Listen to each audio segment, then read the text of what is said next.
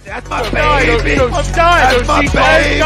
We're going at it at 110%. I just want 5 minutes of happiness, please. Just give me 5 minutes. And they scored. They did it. Left.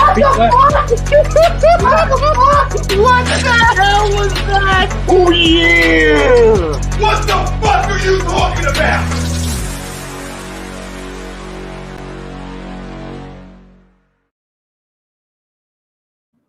Hey, what is up, my fam? We are back for another episode of the Weekly Roundup. I'm your host, Steve Rochelle, being joined to you by my friend over here, this guy, my man, Mr. Burr. What we doing? What's going on, Zach? What's up, man? Got the hand in front of the camera. Look, my thing just fell. I was using it as like my little piece to stand on here, Dude, when I'm getting my tax return, I'm sending you something for your phone. This is not bad enough. Well, what happened was, this is what happened. Last week, we had the computer fixed, so we were using the laptop again. But for whatever reason, this laptop's from like 2013, bro. I mean, it's old. It's an old laptop. So it keeps going in and out and giving me problems. And it gives us all these issues. And I guess this week it's deciding not to work again. Okay.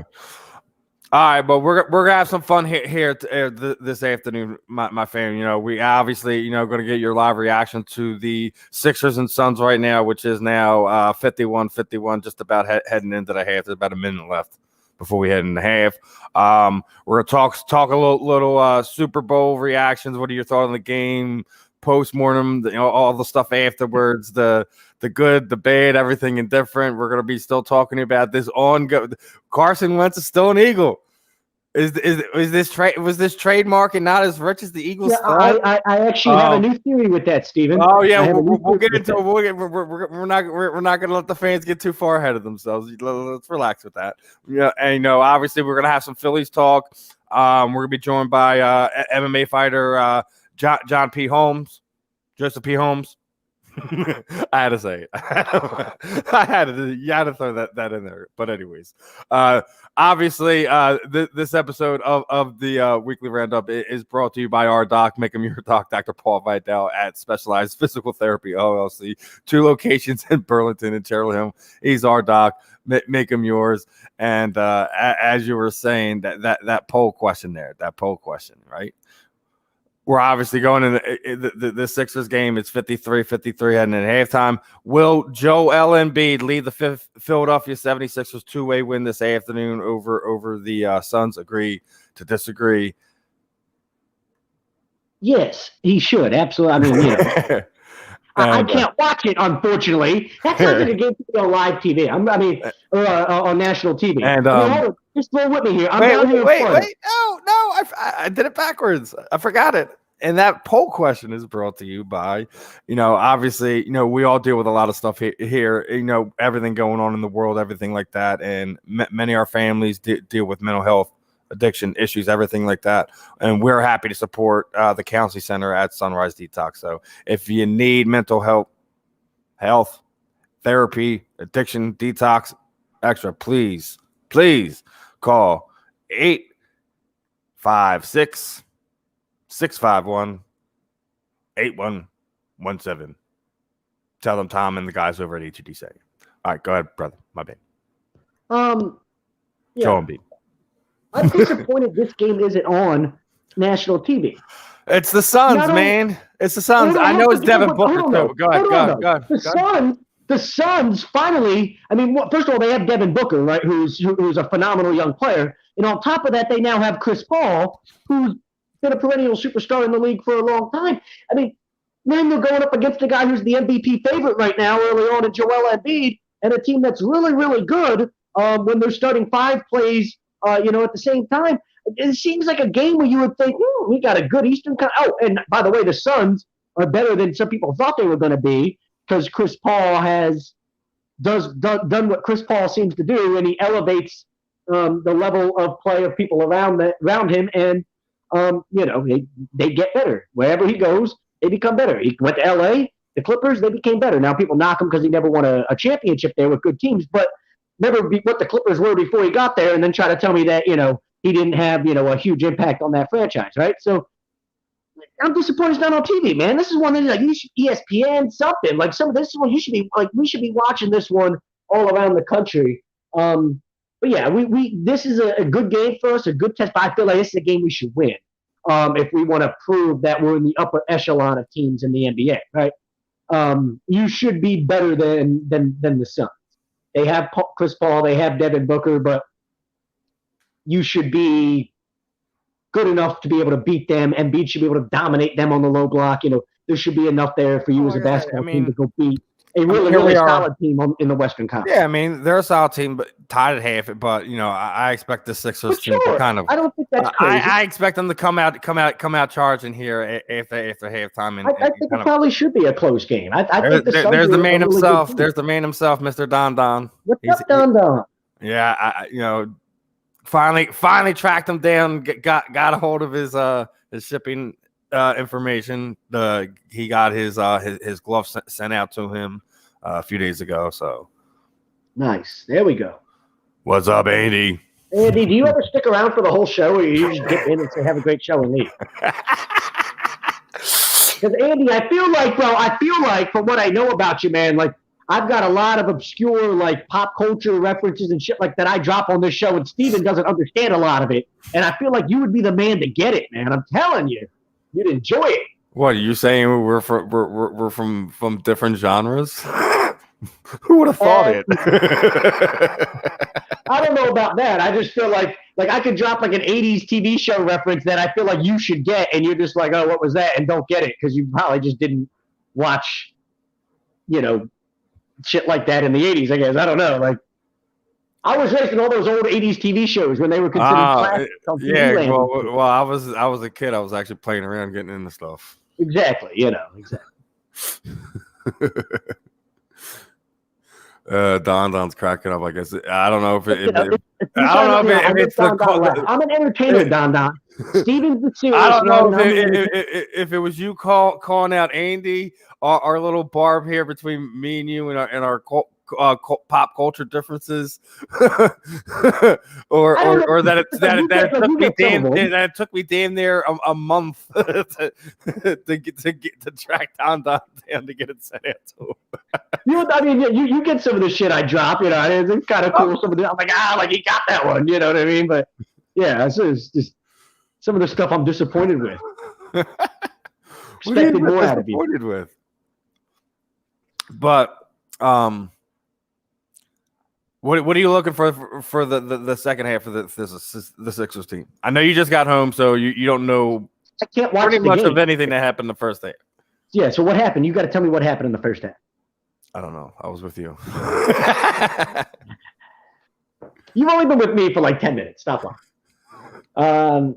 I mean, you said it's tied at halftime. Yeah, it's 53. I mean, I'm just in there saying you look at it, you know, you look at it over the past, you know, a little bit over the week. They're still right about where they have been. They're still like 7-2 in their past 8. You know, are they in Philly? I don't know. I think they're in Philly.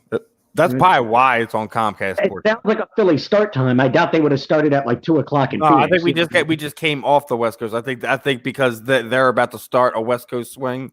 That's why. You know, if it's in Philly, second half. I mean, I feel like that's one of those games. It's hard for a Western Conference team, a West Coast team, to come in play an early game on the East Coast, right? So you should come out and be able to dominate them in the second half here. Maybe turn it into like an 8 to 10 point victory. I don't see why not. Listen, the Suns are a good team, but you know, with how Joe's playing, man. I mean, and what have you been getting at Tobias, and you know, Curry's now kind of getting some rhythm to him as well. I know everyone's still you know, trying to rip Ben Simmons to shreds over the scoring, but just guys, can we when it cost us big games in the playoffs where we're sent home because he didn't show up, I'm with you. I'll be with you there. I'm sure half the rest of Sixers Nation in the Philadelphia fan base would be with you. I don't understand. When a guy comes out, Ben Simmons just came out and said, I feel like I'm the best defensive player in the NBA. And they still don't get it. And they still don't get. Listen, they want this guy to be what they want him to be. All you want to play is motivated, right? I'm sick of re-educating people about this, but dude, everyone said, like, I've been watching people sitting there saying like Magic Johnson is one of the greatest point guards of all time. You know, Isaiah's up there, et cetera, et cetera. But here's the other side of that. Magic Johnson didn't even develop a decent outside shot till when? Sure, but you know, it was past where it's past where Ben is currently at. So at the juncture, I'm more worried about the other stuff that he is particularly excellent at. Look at guys in the Hall of Fame in pro basketball. Hell, Dennis Rodman's in the Hall of Fame. Okay, this idea that Ben Simmons, and I'm not trying to knock Dennis, like Dennis is pound for pound the greatest we can't make that comparison. Time. But no, my point is, how many points per game did Dennis Rodman score? You know what I'm saying? Like this idea that people want to come up with that Ben Simmons has to become some type of an elite scorer in this league. But it's because of the position that he's at. He's expected to average more. You know what I mean? For his career coming into this year, he was averaging 18 points, 8 rebounds, 8 assists. I mean, you show me a point guard averaging 18, 8, and 8, and I'll show you a Hall of Famer. Okay? So that's how that conversation will go real quick. What's he averaging this year? 13 a game or something? Okay, great. I'd like to see him, I guess, be a guy that, like I remember a couple years ago saying, if this guy could just figure out a way to develop something, a mid-range game and drop, 20 to 22 a game, he's going to be, one of the greatest players to ever play the game. Okay, why do we have to be hung up on that conversation? Maybe that's not going to happen anymore. He's clearly motivated, though, to be the best defensive player in the NBA. Like, not just one of, he's clearly motivated to be the best defensive player. So if he's an elite facilitator, an elite rebounder, an elite defender, and the only thing we bitch about from time to time is the fact that we wish he would score at a more elite level, I think we're just really being Daniel's got a comment here from YouTube, my friend. Philadelphia selves. I think we are. Daniel's got a comment here from YouTube. According to a good amount of people, just a terrible player because you guys don't score. I mean, that's a great. Draymond Green's going to be a Hall of Famer, and people can knock Draymond Green all they want. He's got the championships, been a part of a dynasty. I still don't get this thing that people still want to call him a terrible player. Like, I think he's trying to be funny here. I think he's trying to be a little sarcastic. Yeah. I think trying to be but he's being, regardless if he is, but there's a lot of fans that feel that way.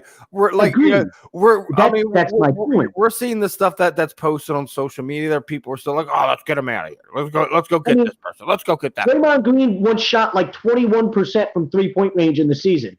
Would I rather Ben Simmons chuck up open threes and shoot 20% from the 3-point line? No. So you know what? I mean, like the idea that he has to why? Let him be. But I think the reason that you don't do that is because you also traditionally, like, Joe isn't traditionally under the basket at all times. Well, and we saw this stat come out the other day about the Sixers as a team, their 3-point percentage with Ben on the floor compared to with Ben off the floor. If that doesn't tell you something about how much of an elite offensive player this guy is, the idea that we shoot over 40% from 3 with him on the floor and we shoot under 30% from 3 with him off the floor, right? So at some point there offensively, Ben Simmons obviously isn't the one knocking down open threes, but at some point there offensively, he's doing something, that nobody else is doing that's allowing the perimeter play for this team to be better than it is when he's not in the game. The spacing, whatever it is, he's bringing something to the floor that, the team clearly lacks when he's not out there. So you can't sit there and say, listen, I don't give a fuck if the guy's not shooting from the perimeter if he's making the team that much of a better perimeter team. Literally, we're shooting, 13 percentage points higher from beyond the arc with him on the floor than with him off. 40% to 27%, I believe, is the number. That's an insane number. And if him being on the floor means we're that much better of a perimeter basketball team, people need to stop just being, I don't know what the word, short-sighted, what the word is. We do this in this city. We're stupid as a fan base. We just we don't look beyond the surface. There's a good word for it. We just look what's on the surface. We don't ever bother. Like, there's too many people that can't dig beyond the surface and go a little bit further and say, okay, what else is there? They just see a guy that doesn't shoot, doesn't knock down 3-point shots and doesn't hit open, mid-range shots and think, oh, okay, the guy isn't doing anything to benefit this team offensively, when obviously you look at the other numbers and see how much better the rest of the team is when he's out there, and you say that's not the case at all. He definitely makes it. And by the way, 16.6 for 8, 4 rebounds, 1 assist at the half for Mr. Ben Simmons. Yeah, Ben. So there you go. So now all of a sudden you're having that elite offensive performance that you wanted from him, right? People want that from him every night, and I just think that. But it's not just that. When you look at he just disrupts everything on the other end of the floor. Right. He does a little bit of everything that just makes, and then he's such an elite defender that when he gets what people forget about is what makes Ben special is like when he gets them in that transition offense and he's able to go to the hoop, and necessarily even if he can't even get the shot where he gets the fail, he gets a bucket, he gets 2 buckets, and he starts getting them in foul trouble the other way. Where Joda isn't the one that having to do that. That's why they play well off of each other, because when you get them both barreling down on you, there's not a lot of teams in this league that can stop both of them. And they both do something different, you know what I mean?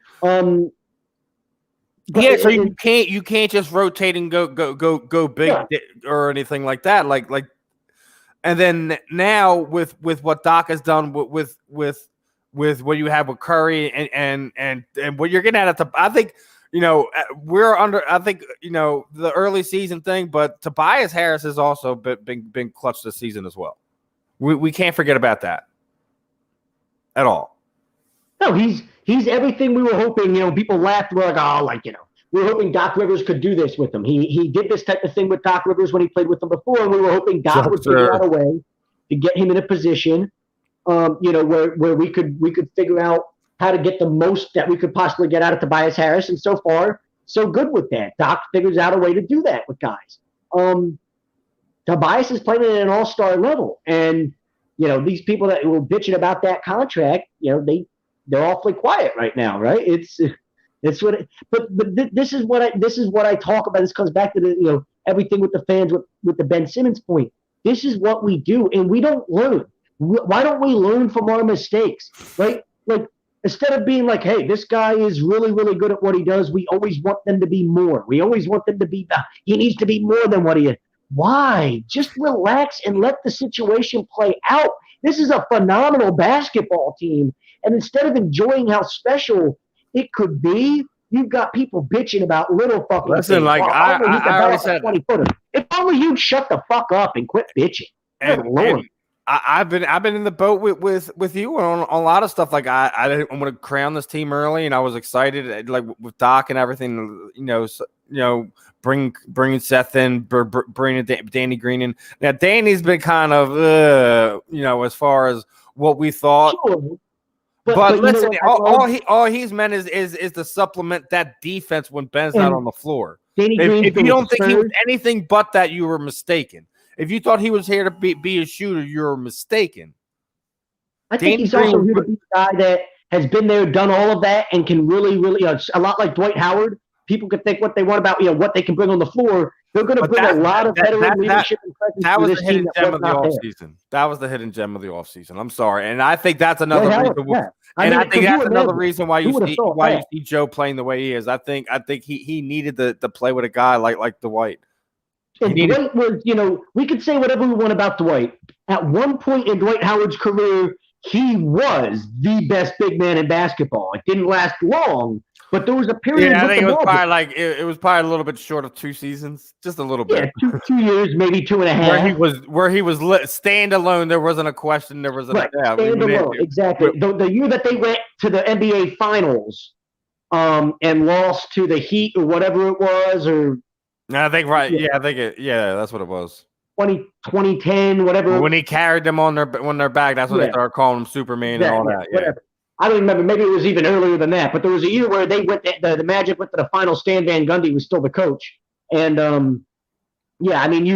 that year he was standalone by far the best big man in basketball. So you've got a guy in Joel Zier that's kind of like, hey man, like I've been there, done that. I know what it. You've got what it takes. I know what it takes to be that guy. Go out there and do it. Just be that guy. imagine how, I think it's almost like he's telling them, hey, you'll realize how fun it is to be like when you can show up at the basketball court and dominate somebody and be like, I'm the best big man in the game. Like, it's so much fun to go out there and know that you're that guy. And you kind of seen Embiid start to embrace that. He's enjoying the fact that he gets to dominate people and that he can dominate people on a nightly basis. Well, I mean, there's not really too many people in the league who could challenge him at this point in time. I mean, sure, absolutely. I mean, that's the thing. And if he can continue that trend going, and this is kind of the Joel we wanted to see for a while. So, like, and it's kind of like your thing you were kind of alluding to, but I want to kind of expand it. Like, dude, enjoy the moment, people. Like, seriously, just enjoy the moment for one time. We've been so ripping apart so many different aspects of our sports teams over the last 3-4 years, and the man is here, and we got to give the man some love here, man. Hold on. Tommy, my man just said, we've been giving our teams a hard time for the last 3 to 4 years. How about like the last 3 to 4 decades? Well, like, no, I mean, let athletes sleep peacefully in this city. No. Oh my God. Yes, but it's been warranted. I'm just saying. Jesus. Yeah, I'm with you. I know. I listen. It's been warranted. It's not like I'm sitting there saying. You look at the history of Mike Schmidt in this city and how people used to boo him out the vet. I don't think there's ever going to be a player that can play in this city in any sport that's going to be immune to this treatment. And like we learned that then, and it's still the case now. But damn, is it frustrating to just watch some of the idiots in this fan base just not understand, like how much, like you just got to let these guys be sometimes. Like, you just constantly up their ass about the things that they can do. And it's gotten even worse in the social media age, obviously. But I want to kind of go at some of these people for it's like, yo, can you shut the fuck up? Just watch a basketball game? Like, why do I have to sit here and watch your live tweets about how much you can't stand the fact that Ben Simmons can't hit a 20-footer? Just shut up and watch the stupid game. Just guys, remember, it's just one of 82. As long as we're above like 50 wins, relax. Jesus. Joe, Jordan Spieth stinks, bro. I'm watching the golf tournament. You probably don't give a fuck. Where's Greg Milekovic at when I need him? I know Greg's watching the golf tournament. And Phoenix is coming out. They're still doing a little bit more than fighting. They're winning right now, 63-61. But the Danny Green just tied it back up. But it's all right. If my laptop would work, I could put the game on the live stream. But man, here we go. So then take the golf off. But also my TV. But now that Tommy was here, there was a reason why I said the man is here. We gotta give him some love. Newborn just got here. So our first show since the that new daddy. Since Tommy is now Big Daddy officially. Big Daddy. He's officially Big Daddy. Big love to the Arnone family. Big love. I just need to know Tom. Cassie and we all know Tom lives by the no notes mantra. I don't feel like raising a newborn is one of those times to go with the no notes mantra. You might want to, listen to some, a little bit of advice from people that have been there and done that, and is it just we'll figure it out? No notes. Now that's leave that for when you do radio. From my understanding, he's had about 5 hours sleeps over the last handful of days. So yeah. Well, that's always a good one. Like what? Like what? I would think that's the last thing you would want. Y'all need to take turns taking 3-hour power naps, something like that, right? Doing it in shifts. Similar situation here soon, so But Tom's going to be the Godfather. But we'll get back to the Sixers. As we just spent some time to start it. I know it was crawling under Zach's skin. That's why he's sitting there watching golf. But obviously, I've had some college basketball on and shit too. Obviously, NC State. That's a good game. Here we go. obviously we got to we'll address this past Super Bowl. The Kansas City Chiefs did not repeat. Tom Brady gets number 7. Thoughts on the game, thoughts on how it played out. And, obviously you have your chance to get your rants out about the games, things that happened, things that should have happened. Shoot, brother. Well, I tried to tell everybody, I guess, last week. I was trying to stay on the. I was trying to be everybody. I literally told everybody a professional bookie told me. And if this guy does it for a living and he says, don't bet against the GOAT, I mean, who am I to argue and be like, fuck you? Yeah. So you knew I thought this was going to happen, Steven. You knew where I was at. I just wish I had the money to bet on the game. And then I would have made some serious stuff. Apparently 67% of the people in Vegas bet on Kansas City. And 61% or something like that bet for them to cover, for them to go over. They bet for the game to be over. And neither one of those happened. Imagine how much money Vegas made off of it. Let's admit Vegas and the rest of the world are in love with the new Golden Boy. They were in love with Patrick Mahomes. They've been in love with him since he's gotten to the league. Well, and they thought this was going to be a changing of the guard moment, and Patrick Mahomes and Tom Brady were going to duel it out. That didn't happen. Patrick Mahomes did everything in his power to put points on the board, to keep them in the game, to give them a chance to win. And I don't know how many times we've seen drop passes, He hit a dude in the face mask on a pass that he threw with while vertical. Like he was literally straight out extended like Superman throwing a pass. And he hit like a dude in the face mask. This way, he was backwards. He wasn't this way, he was backwards. He's literally threw a pass from an angle I've never seen. A laser frozen rope. It hits the guy. It misses his hand and hits him in the helmet. Oh. He looked like a shortstop that's diving across the field making one of those throws, right? Is that not now it wasn't the same level, but is that not like a newer version of the Jackie Smith moment from the Steelers and Cowboys Super Bowls in the 70s? I mean, I don't know. All I know is I've never seen a quarterback throw a pass from that angle before. I've never seen that. Listen, he looked like if a anyone wants to doubt who a little dribbler and throws, but he threw it 40, 50 yards down the field on a frozen rope. He didn't just throw it 20, 30 feet. You can't doubt who that kid is anymore. But definitely injuries was definitely an issue for the Kansas City Chiefs. The referees didn't make it easy for him early on. But that's not an excuse. The only call I thought was really bad. The only call I thought was really bad. Now, and I'm not going to say that it didn't matter, because in a 31-9 game, I think in the grand scheme of things, it's a little bit soft to blame anything except the fact that you got your ass kicked. But the interception, the Matthew interception on the when it was like a 10-3 game or a 7-3 game or whatever it was, and the ball was tipped and Matthew had the pick and they called the holding penalty. I thought that was an atrocious call. Obviously, I'm a baseball umpire, and I know a lot of people that rep different sports. One of the things I know that football officials have told me is if both guys are hand fighting both ways, meaning the receiver and the defensive back, if they're both hand fighting and using their hands, there's no foul.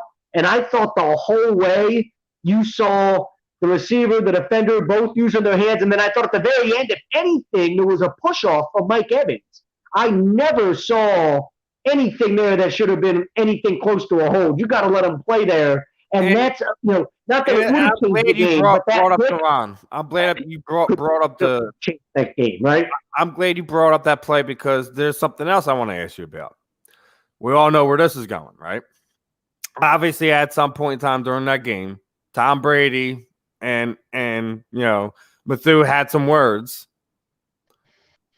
He came over, had some more words, and walks away or runs away. Tom runs him back and has some more words. I know you're going before you even go there. I'll just. And Matthew gets flagged, so that goes even more into that. Now comes out that now the NFL is not going to release the audio of that, letting know anybody what went on. Huh? Well, there was a story. Hold on, because I feel like we got to do a read here very soon. But yes. Michael Irvin, or one of them, said that he had heard the audio and had confirmed that it was not a racial slur that was said by Brady. So, but here's the other side of that: is all I heard Matthew say was that Brady said something that he won't repeat. I've never at any point heard Tyrann Mathieu make the accusation that Brady said a racial slur. Although as soon as I heard Tyrann Mathieu say he said something I won't repeat, me, along with a lot of other people, I'm sure, made the connections and say, oh no, I hope that he's not insinuating that Brady said something racial. But I've never actually heard Tyrann Mathieu or anybody else come out and insinuate or make that assumption. All I've heard is Michael Irvin say that he can confirm it's not racial. Like, listen, we don't know the type of man Mathieu is. You know what he considers a word that he won't repeat. So, but yeah, that's my point. And there's a lot of people. But there's a point to this. There's a point to this. So a lot of people are going around calling him the GOAT. Well, guess what? I'm not going to do it because I have these issues with this personal stuff with him, both on the field and off the field, right?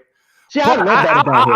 I'm going to go this way. Name me a better clutch performer over the past decade. There isn't one. Name one. There isn't one. There isn't one. No. Over the past decade, no. And me and you are kind of the agreement with this, but because of our affinity for one Joe Montana as well. Yeah, I mean, I don't think I'm more of a Steve Young guy. But see, I don't think Brady would have translated well into that era. You know what I mean? No, Montana got smacked around. Montana got his ass beat at times. And Brady, I mean, hell, they've created rules so you can't hit the quarterback because of Brady. So yeah, I would be willing to bet. Yeah, I would love to see, what would happen. Winners are winners. I think in any decade, I think that's the one hard part about that is no matter what generation, winners are winners because being a winner more is up here than it is anything else, right? Absolutely. But physically, yes, I feel like he would have had to really have worked hard. He just would have had to get over it. He would have had to suck it up, got over it, and accepted it for what it is. I'm going to get punched in the mouth, right? But maybe he's a guy that took advantage of the fact that he could see, the league is going in a different direction. Roger Goodell's a guy that, is a little bit, maybe easier to manipulate. And also the league's getting sued because of all these concussions. Oh, I can take advantage of this. You've got to help protect the quarterbacks. You can't let us get hit, I can see him be Brady's smart enough to understand how to take advantage of all of that. You know what I mean? I don't know if it's even necessarily he can't hit. He can't hit the quarterback well, but I don't think they protect all of them as well. They protect the golden boys. Of course not. But they protect the golden boys, but that's just my personal opinion. There's the guys in the trenches. The guys in the trenches need to be taken care of just as much. But that's just me. And there's also but hold on. Quarterbacks that don't get the same calls that Brady gets. Before we get too far ahead of ourselves, we're at that moment where we have to stop, take a breather, and this next segment of the weekly roundup is brought to you by Body Check Wellness, and they are a line of products that will promote wellness, balance, recovery by using the full potential of hemp. They come in extract, blends, gummies, topicals. Use promotional code A2D for 20% off your order at bodycheckwellness.com. If you guys haven't gotten any, if you haven't checked any out, they have all kinds of stuff. They got pet stuff. Like I already gave some to my dog. He's sitting there normally a freaking freaking obnoxious freaking jack, what, and he's sitting there freaking out like a light. So, Steve approved. So make sure you check out Body Check Wellness, guys, for real. Tommy, he agrees. Of course you agree. Of course you agree, brother. Your team JoJo. Yeah, Steve, What are you doing, dude? Who, me? I don't know. I tried to do something to look at. Yeah, you went sideways on That's a stat I was trying to pull up. I didn't realize it was going to affect my phone. All right. Yeah, exactly. Exactly. Chrome knows JoJo's gonna take over in the fourth quarter. What do you agree with that one? You think he's gonna drop like at least 10 points on him in the fourth? Chrome, I disagree with Chrome. I disagree with anything Chrome says because Chrome has refused to debate me in anything, and I want Chrome to debate me in something. Well, I don't see him not willing to debate you. I'm sure we can set that up one I don't know. Every time I've tried to debate told you need to do your own thing where you're like your rants of the week, brother. You already need your own segment. We do need that. We do need a rants of the week segment. And then I just send it in and like we post it or something. Yeah, that might be fun. Just Zach fucking popping blood vessels out of his freaking neck and head and shit, snapping out about freaking the nonsense. It'd be like Tom's Come of the Day, but it's just my rant of the week. I don't know. That's yeah. I'm sure I'd be good at that. Yeah. Hey man, I still think Chromie wouldn't be down for that, but that's just me. Hey, Chrome, you think Scott Rowland's a Hall of Famer? You know he is. You know he is. I know he is. I want to see what Chrome thinks. Why are we going back to Scott Rowland here? Or you just because he's a Cardinals fan. Because Chrome's a Cardinals fan. He's still rocking red. He could immediately engage in. I know. If I bring up the Cardinals, Chrome can't resist. He has to jump in and. That's if he didn't hop in. That's if he didn't hop in and hop out like you were blaming Andy of. Yeah, I think a lot of them do that, man. The only one that listens like all the way through is Don and Ted, because I think Ted likes. And here's another one here. With me. And see, Molly jumped in at he just got here, like he wasn't even here 20 minutes ago. Yeah, but he always pops in when we're doing it. He was a Cowboys fan. And the funny part is normally when we're talking football and we're getting ready to finish up the why does the Cowboys fan always pop in when we're about to talk football? And we're about to, not just that, when we're about to also tear apart our Eagles on top of it. He's a cockroach. Just remember, not all of them are cockroaches. Some of them aren't as bad. They're tolerable. Turn on the lights, he'll go storming right back into where he's coming from. And speaking of which, did you see that the delusional Dallas fans were like, it's happening when JJ Watt got released? Like, you really think that's where he's going? You're out of your mind. I mean, I saw Jalen Reagor say that he wanted him to come to Philadelphia, and I was like, this kid. I already told you. I didn't listen.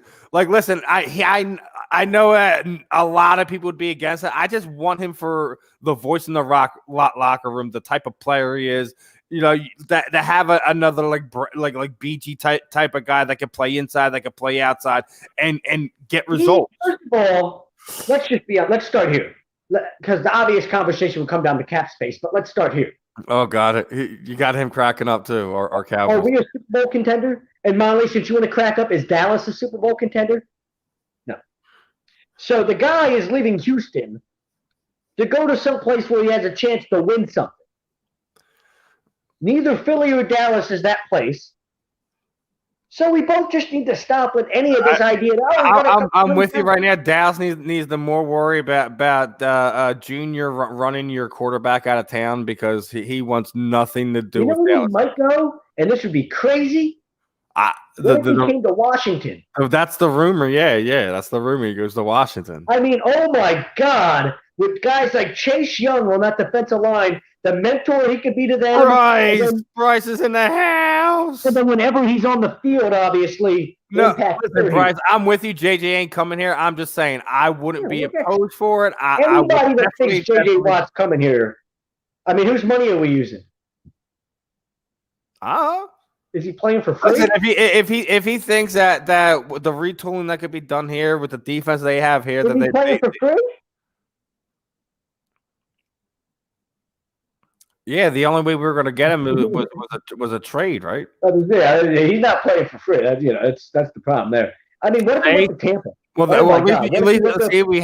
told you, he's not a cockroach. He's a rational fan. He's not just going after stars. Some of them are rational fans. Wait, Pat Patterson? Patterson, that's the old professional wrestler. Andy Ritter, come get your guy. Pat Patterson's the guy he was the first Intercontinental Champion of all time. And for more recent fans, everyone knows the man. And for the more recent fans that have no clue about that, he was one of freaking McMahon's stoolies during one of the Stooges. One of McMahon's Stooges in the late '90s when the Attitude Era was a big thing. Yeah, he was one of the. He was along with Jared Briscoe or whatever, right? The Briscoe brother and Pat Patterson. Yeah. Yes, sir, Mr. McMahon. They were the Stooges in Austin. Stone Cold used to stun all. Yep. Good stuff. See, I told you, Andy. See, this is why Andy needed to stick around, and instead he just tuned in for 5 seconds and left. Yeah, Andy would have been going off in the chat by now. He would have loved it. Yeah, see? And then I'm glad you were. We can obviously see Texas is an absolute joke right now. And they're absolutely gonna basically hold Deshaun Watson hostage for a king's ransom. You know the other place though I could see JJ going is the Arizona Cardinals. Because I think they feel. You think we like it here? Wait, like that. Do you think we like it here? Add any type of veteran piece like that they can. Do you think we like it here, Molly? Because it ain't fun over here. This ain't fun. We're you guys actually had a sustained run. We had a window where we thought we were going to have a run into it, and we watched our general manager freaking rip it to pieces and gets kept here once he blew the whole thing up. So do you think we like it here? Nah. Not even in the slightest, my friend.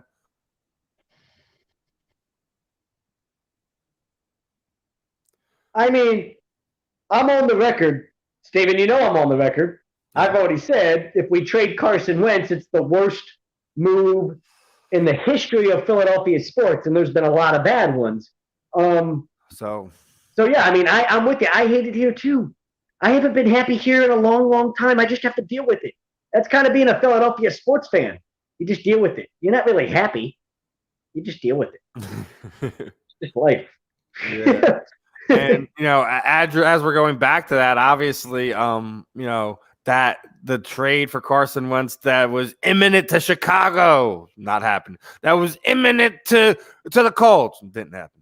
So I still think it happens though. No, but now this is what I was going to ask you. Now, did you see what was going on down in Seattle? How basically it looks like the fans and the media are trying to run him out of town. Oh, it's so crazy, isn't it? It's amazing. But this is why I think it still happens. Because, one, I think, let's be honest, I'm going to start here. I'm going to say the only way you get to this done now is you're going to need a multiple team trade to get everything to happen. Let me ask you a question. We saw what Matthew Stafford was going to get, what he got traded for, right? So all of a sudden we all kind of said Deshaun Watson. It's going to be what, 3 first-round picks, and maybe a mid-round. Like you knew somebody was giving up a king's ransom, right? And now all of a sudden, we haven't really seen anybody. Like there hasn't been any type of legit rumor surrounding Deshaun Watson to anybody, simply because it seems like nobody's going to give up what the asking price would be. And I think the same thing will end up happening with Russell Wilson. Yeah, he can be available all he wants. But who's giving up 3 or 4 first-round picks for a guy? Who has 3 or 4 first-round picks to give up for a guy?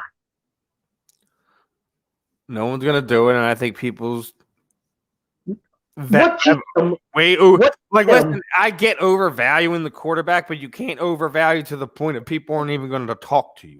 I don't even know if it's that. I don't even know if it's overvaluing because, to be honest, I think they might be worth that. But I think the problem is if you're a general manager that has to want to give up that capital just to get one guy. Well, you're almost saying like is it Because if this And blows what up does in your that face, send it might cost you your job, what right? message does that send to the other players on the team? Like, hey, we No, need a guy I don't give a fuck about that. Fuck them, to be honest. Well, no, I mean yeah. it's not when you're trying to build a culture in a team. If you're rebuilding a team, Well, okay, so well, if you're anybody that's a contender, like the Rams, who gave up whatever they had to give up to feel like they brought in a now the quarterback. Rams it was another story. They felt they fixed the problem on their team. Well, I feel like that would be the case. Where I don't feel like anybody's trading for Watson or for Russell Wilson that's in a rebuilding situation. I just don't. You talk about somebody like New England, somebody like Indianapolis, somebody that immediately feels like San Francisco. Anybody that immediately feels like, boom, that guy comes in here and that's the missing piece we needed. We're Super Bowl bound. I think that's the conversation you're having with that. But I guess the question I would ask, is if nobody's giving up all that capital, like if you're a GM, you're pretty much saying, I'm putting my job on the line to make this move, right? Say you give up 4 first-round picks to go get Russell Wilson or Deshaun Watson, and it blows up in your face. Well, there's a good chance you're getting fired. Now, if you win a Super Bowl, okay, good, great, it worked out, you won a Super Bowl. But the risk and reward isn't there, I feel like, for a lot of these personnel executives that this is what they do for a living. Because if it blows up in your face, you're the guy that's always known for, like when Mike Ditka traded his whole draft for Ricky Williams. You don't want to be known as that guy. You don't want to be known as the guy that gave up all this because you thought this was the trade you needed to make, and next thing you know, it's one of the worst trades in NFL history. Guys just don't want to take that risk. So all this talk can be out there about Russell Wilson and Deshaun Watson being traded, but the bottom line is, at the end of the day, are they really going anywhere? No, not unless somebody's really, really stupid in what they decide they're going to do to give up to get them. And Carson Wentz, at the end of the day, whether it's now, whether it's draft night, whether it's training camp, at some point, he comes back into the conversation.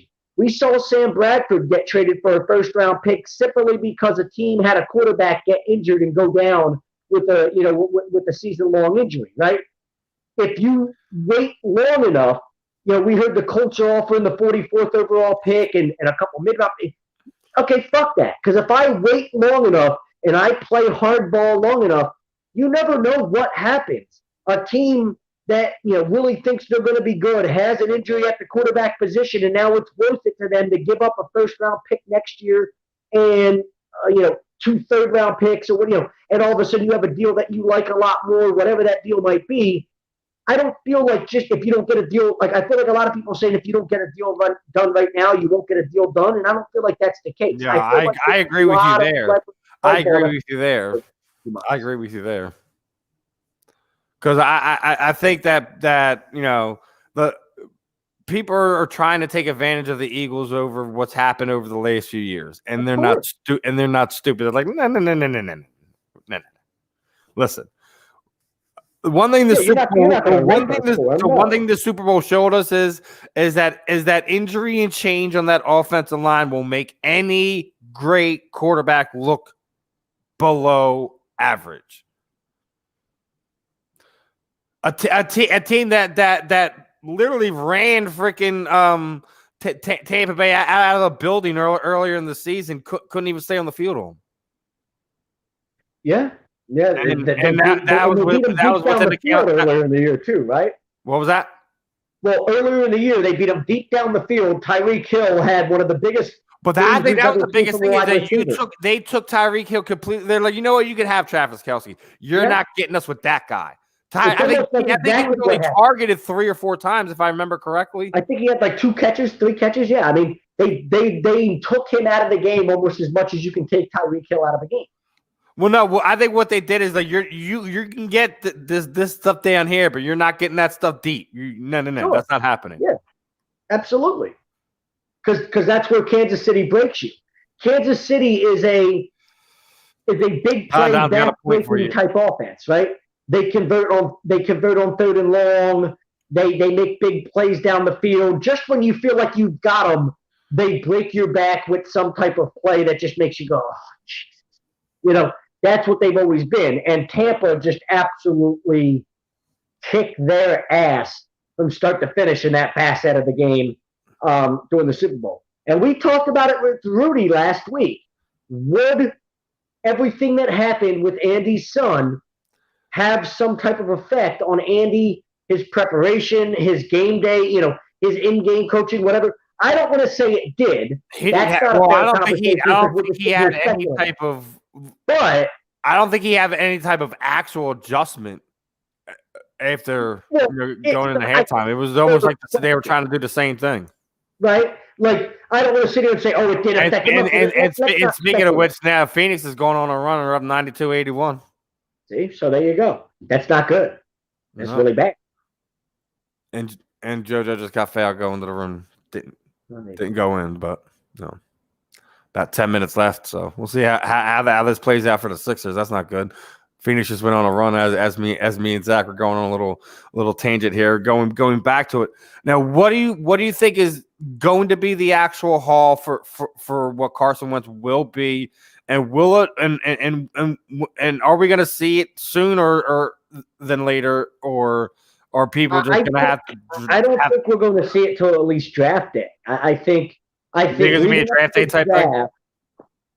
You'll see a lot of talk, a lot of rumors, speculation, all that. Maybe like the eve of the draft, if something happens like that. Yeah, this team trying to move up, and this conversation happening in Indianapolis is, whatever the case might be. I think what it is, I think Howie is trying to crew a way to get two quality guys out of it. Once you saw what Matthew Stafford got, I think you're saying we at least want. I think they're trying to take advantage. They got a pick inside the top 10. I think they're trying to find a way to get two this year. I think it's what's really boiling down. That's just my guess. If you get a top 15 pick, right, and you have now number 6 and like number 14 or something like that, you can use 6, 14, a third round pick. And you could trade up like literally into the top 3 if you wanted to. Yeah, because the rumor is that they're going to be at Trevor Lawrence's pro day too, so that they might we might see them make a move similar to what he did to go get Carson Wentz. If there was honestly a way to go get Trevor Lawrence, you ain't gonna see me bitch about it. Now the rumor I've heard. Now, Bryce, here's the thing. The only thing I didn't like about that thing with the Bears was the fact that Nick Foles was attached to it. If you took Nick Foles out of that whole thing, what was the linebacker that they had thrown in there? Yeah, but that wasn't. That turned out to be not true. The deal that was apparently on the table was the first round pick, Tariq Cohen, and Nick Foles, and we were giving up Carson in the second, and it just no. Nothing to do with any of that. I'm with you. I absolutely agree with you. Me and Zach are 110% with you on this one, Bryce. That trading Carson Wentz will haunt us. It's going to hurt us, and he will hurt us. I promise you. And it's not even anything against us, the fan base, the fans, or anything like that. No, it is. You know what it is? It's absolutely. But look, I'm never going to act like it's not, Steven. Clearly see now it's a stain for one man. We can clearly. I'm glad that you think it's not. I'm glad that you don't want to think it's about the fans and any of that, because you know what it 100% is. It 100% is. This is what the fuck we get. We finally have an athlete, an elite athlete, somebody that had a chance to be an all-time great, somebody that was, had a chance to be the greatest player at his position in our franchise history. And we, as a fan base, because we're so fucking stupid and we're so shallow-minded and we can't look past the surface, we do this to every goddamn good player that ever comes through here in any sport. Nothing's ever good enough. We always need more. No matter how good they were, we need them to do this better. No matter how good they were at this, they need to do this better. We do this with everybody. It comes back to the Mike Schmidt conversation we had earlier. This is what we've done forever. And we finally have an athlete. Mike Schmidt should have left. Mike Schmidt should have said, fuck y'all, and went in free agency or something like that when it was really, just becoming a big thing in baseball, and signed with somebody else just to stick it to Philadelphia fans. But he didn't, because the guy was better than that. But I'm glad we finally have an athlete that's like, fuck you, I don't want to be a part of this. I want to go somewhere, and I want to fucking make you guys regret ever. No, you're of the mind So you're of the mind that it's us, not Harry Roseman, is why he wants out of here? No, Howie Roseman's all a part of it. Sure, he played into this too, but it all plays into it together. When you have a fan base that can't appreciate the talent that it has, in front of its eyes, combined with a front office that does stupid thing after stupid thing after stupid thing to consistently fuck up the situation to a point where now you feel as a player that the organization isn't doing what's necessary to make you or put you in a position to be the best player you can be, and you combine all of it together, you get this: a guy that wants nothing to do with his current situation, a guy that grew up in a very, very relaxed situation in North Dakota with people that were always, they had his back and they were always there to give him a pat on the back whenever he needed it, and he's sick and tired of no matter what the fuck he does, no matter how good he is, no matter what he does, when his back's against the wall, when the team has absolutely nothing around him, he's the best player in football down the stretch in 2019 and carries a team that has no business doing anything all the way to the playoffs, right? And he's sick and tired of having to deal with a fan base that's unappreciative of it, a front office that clearly they can't get its head out of his ass because they draft a quarterback in the second round for who knows what fucking reason. They can give whatever reason they want. None of it makes any sense. I can't blame Carson at all. He has done it. If I was Carson, the moment they drafted Jalen Hurts, I would have came out and said, this is bullshit. I smell something fishy, and I want out of this situation. But I actually give Carson credit for saying, you know what, I'm going to be the team guy here. I trust them. They've got an idea. They've got a process, a plan, whatever it might be, and I'm going to go in there and I'm going to give everything I got. But I think as soon as he walked into that room early on in the season, he realized the writing's on the wall here. There's just something going on. I can't trust this dude that's in charge of personnel decisions. He's a weasel and a snake, and I can't trust this dude as far as I can throw him, which probably isn't very far. And, it's just one of those situations where I think as a fan base, we're such assholes. We want to blame the player in every situation that we can. And right now, I'm sick and tired of doing that. We've been blaming players in this city for long enough. Let's look ourselves in the mirror. The fan base is responsible for this. The front office is responsible for this. Jeffrey Lurie is responsible for this because he's a spineless coward that's owning this team and paying the bills, right? And then on top of that, so there's a lot of enablers involved in all this. And then on top of it, you've just got a guy, I think, that's just had enough of everything. And to be honest, I think a lot of us as fans have had enough of it. We're kind of in the same boat. We've just had enough. If it means we can stop talking about this, good riddance. Trade him somewhere, let him go play somewhere else and get a fresh start. And you know what? There's a lot of people I know that are going to root against him. I'm not going to be one of them. I hope he kicks our ass every chance he gets. I want him to go win Super Bowls and MVP awards. And I want to look back in 20 years and be like, I told y'all this is going to be the worst decision we could ever fucking make in the history of Philadelphia sports. It's just one of those things we know. We've seen it long enough in our history as Philadelphia sports fans. We can't have nice things, Steven. We can't. We just can't. We can't have nice things here. Hey, in some instances we do it to ourselves, but I think the message from the front office kind of played into this whole situation playing out with the fans. In my opinion, of course. And then we're in the bigger problem because you sign him to this contract instead of franchise tagging him, 5th-year optioning him, whatever, so you don't have to be in this financial situation where all of it. Because you know why? If you don't sign him to that deal, then Carson and his camp can't use the argument of, hey, you committed to us, you made us feel like we were the face of the franchise, we were the guy, and then you pulled the rug out from under us. What makes that all of this blow up into this ugly situation is the fact that they made that commitment. If you don't make that commitment, well, he cannot be happy. But the bottom line is, it is what it is. We said, we stuck to our guns. We were going to make the commitment. But once you made that commitment, you can't play Indian giver. That's not the way it works. You made the decision. You made the commitment as an organization. He's the face of this whole thing. He's the guy we're moving forward with. And then it's not like, it would have been one thing if you made that decision this year to move on from him, but when they drafted Jalen Hurts, it was almost like they were saying, yeah, we like you, but we're not married to you type of thing, right? Like, all of a sudden it's like when you're engaged and you're thinking about calling off the engagement, right? Like, 2 months before the wedding, let's call off the engagement sort of thing. That's what that was. Like, they make all these commitments. They gave him the engagement ring and all that shit. And like 2 months before the wedding, ooh, I have a new side bitch that maybe, I don't know about this. We might have to call this whole thing off.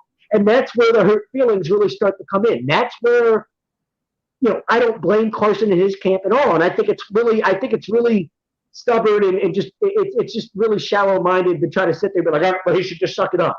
If you were in his position, would you suck it up? Like, if you were in his position, I don't know why everyone's sitting there saying just suck what up?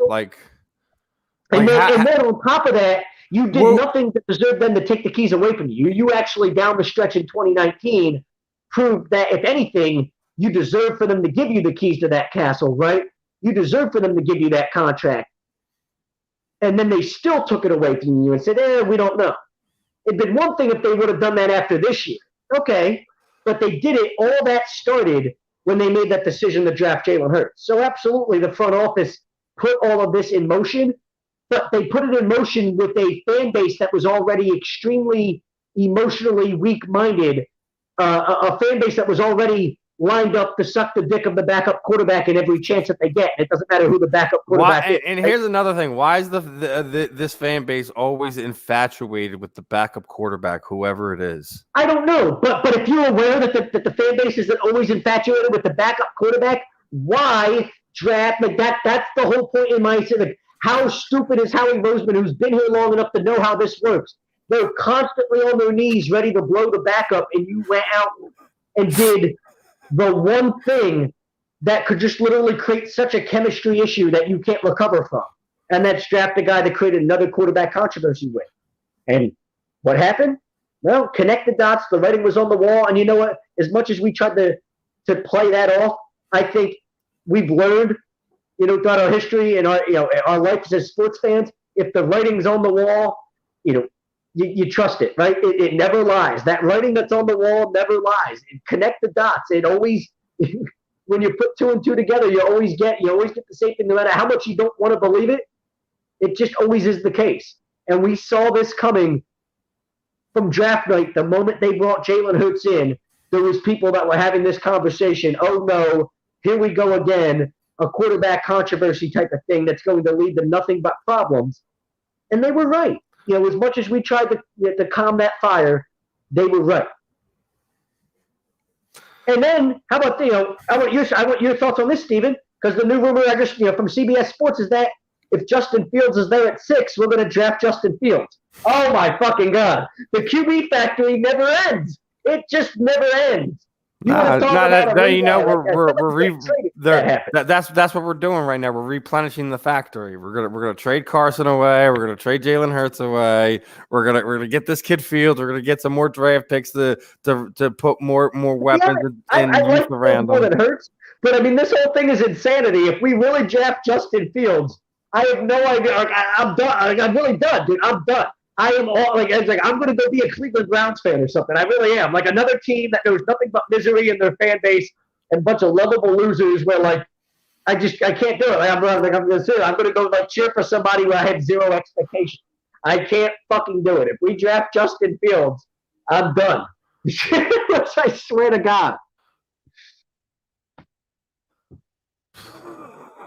I'm with you there, dude. I don't want a quarterback there. I do not want a quarterback there. I just don't. Because hold on. What happens if you draft Justin Fields? Not only is Carson Wentz, you're like, yeah, he's definitely trading. We're trading him. But now Jalen Hurts is like, what about me? Whoa. Like I'm not into this. Like we all know there's not a quarterback controversy. You just drafted a guy at 6th overall to be the guy. Like that just makes this whole thing like the only thing that could make this situation any uglier is to do that. Like, maybe I want it to happen just to see how ugly this could possibly get, Steven. I'm at that point. We've all been there as Philadelphia sports fans. Yep. The misery point where you want to root for bad things to happen just so you can see how bad it can really get. But with that being said, real quick, this next segment is brought to you by SpecializedPhysicalTherapy.com. And obviously, check out our doc. Make them yours, Dr. Paul Vidal at Specialized Physical Therapy LLC, 2 locations in Burlington, Cheerleading, in Cherry Hill, New Jersey. Again, he's our doc. Now make him yours, Dr. Paul Vidal at specializedphysicaltherapy.com. Now, we want to beat this drum a little bit more, or do you want to talk some? You want to give a little early draft predictions, free agent talks, trade talks, or you want to start talking some baseball, brother? Are you ready to start talking some baseball? Because I know you're ready.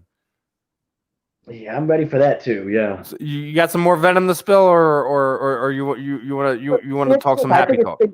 I think it's been good radio. The one guy was telling me to preach, so I mean, obviously, people felt like it was on. Alex dipped in there. Says he hopes we're good. I'm on the Surtain train. I would love Patrick Surtain. I would love Kyle Pitts. I think the more and more I think about it, the more I think Kyle Pitts is the most explosive offensive playmaker in this entire draft class. So I'm cool with him there too. But but now if you do that, don't you think all right? And now that goes back in the other thing. If you're going to do Pitts, now why don't you just sweeten the trade deal and just throw Zach Ertz in there? Well, you might. You could throw Ertz and Wentz in the same package. But doesn't that become a money thing for the other team? I mean, it all depends on what situation they're in. Team with a bunch of cap space is getting two really good players. So, Hello, New England. Hello, New England. Hello, New England. Or San Fran, too, because they have a bunch of cap space.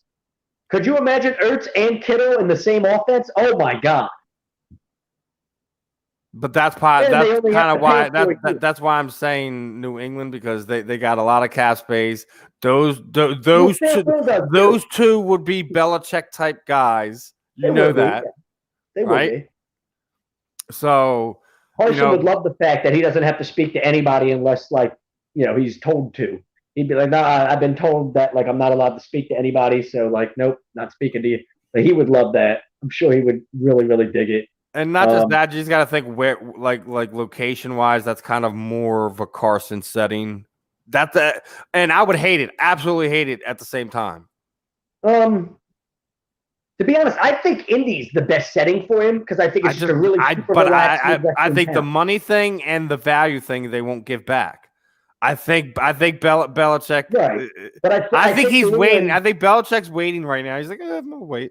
I think New England. Well, I've heard that New England is in love with the idea of bringing Jimmy Garoppolo back. Like Bill Belichick is waiting for Jimmy G to become available, and they'll go make that move. Which San Fran apparently moving on from Jimmy G one way or another. Which makes me think if all that wanted to happen, if Bill Belichick really wants Jimmy G and San Fran really wanted to go get Carson Wentz, you could make all that happen. They go release Jimmy G. He's a free agent. San Fran has all that cap space now.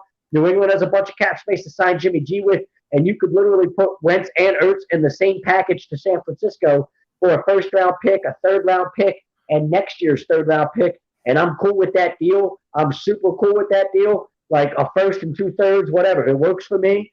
And if you're San Fran, you've now got Ertz and Kittle on the same offense to go along with Carson Wentz as your quarterback, and you found a way to afford to pay all. And they only have to pay Ertz for 1 year, and then they're out of that deal too. It's almost like they're like, they're making a run at the Super Bowl now. Like I said, this offseason it's safe to say is going to probably be the most intriguing and prize since free agency opened. Yeah, exactly. That's the interesting thing because everybody, as long as Russell Wilson, literally, I'm expecting an NBA style trade with all the quarterbacks that are with teams that are looking for new locations. We're going to have a 5-team trade between the Eagles, the Texans. But what always happens, right? There's always somebody that you think is going to get traded, and this is the guy that everybody wanted, and then nobody gets him, and they all end up settling for the consolation prize, right?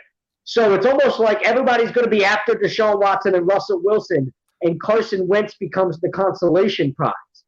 And, oh, damn, we couldn't get either one of them. But we settled on Carson Wentz, and that's not a bad consolation prize either. That's still a really, really good player, you were saying draft day. I'm thinking literally post draft. I think somebody doesn't get their guy. Too. It could be training camp. Somebody don't get their guy, and that's probably when the deal is struck. But if it goes past that, they're in trouble. The Philadelphia Eagles are in trouble. Somebody could get hurt, and in training camp, preseason, and all of a sudden you've got another. I'm meaning like inside the locker room, inside the you. If this situation's gonna end, it needs to end now. I don't know if I agree with that because I'm not sitting there saying like you have to make the trade type of thing. I'm just sitting there saying for the sake of because you already know you have teammates on both sides of the fence. Yeah, but that's fine. So if you don't get a deal that you like, we have an open quarterback competition in camp. We've got a brand new coaching regime here that's showing zero bias. We're just going to go with whatever guy we feel like is literally the best option. And if Carson sits the bench as the $30 million backup, then fuck it. He's sitting the bench as the $30 million backup, and he's there if Jalen Hurts gets hurt, which is definitely a possibility. But I'm cool with rolling into that situation too, having a QB competition too. I'm not just going to give away Carson Wentz. If they don't like a deal that they get or a deal that they're offered, go ahead and roll with it, and let's go into a QB. And that's why you hired Nick Sirianni, is it not? He was supposed to come in here, coach them up hard, and figure out which guy is the best guy for the job. Well, Mega Bear, listen, we're watching NBA, and we're talking a little bit of everything in between. So pick your poison what we're doing, because we're about to talk some baseball too. Is that going to be dumb for you? Too dumb? I don't know. Is it? We got some more fam up in the chat today. Lord's here.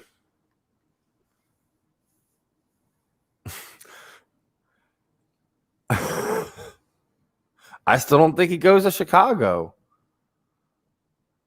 I actually think Chicago is one of these weird teams. Like I don't think they're gonna put out enough to kind of get themselves into one of these sweepstakes. I actually think. I'm not saying that's where he goes, but I think Don with that point, like Chicago's already shown a bunch of interest. Then it's also been said they're getting impatient, waiting for Philly to make a decision. But that doesn't mean that you don't call off trade talks right now, and then in a couple months come draft time or preseason, all of a sudden something kicks up again, and that conversation kicks up and gets hot again. There's clearly interest there on both sides. They're just not quite at a point where they've made a deal yet. But if there's interest, right? Like it's not like that interest is going to go anywhere. They might, in a couple months, decide, hey, you know what? Maybe we're willing to offer this and this now, and let's have another conversation and see where it goes. And both teams are in different mindsets, and you strike a deal.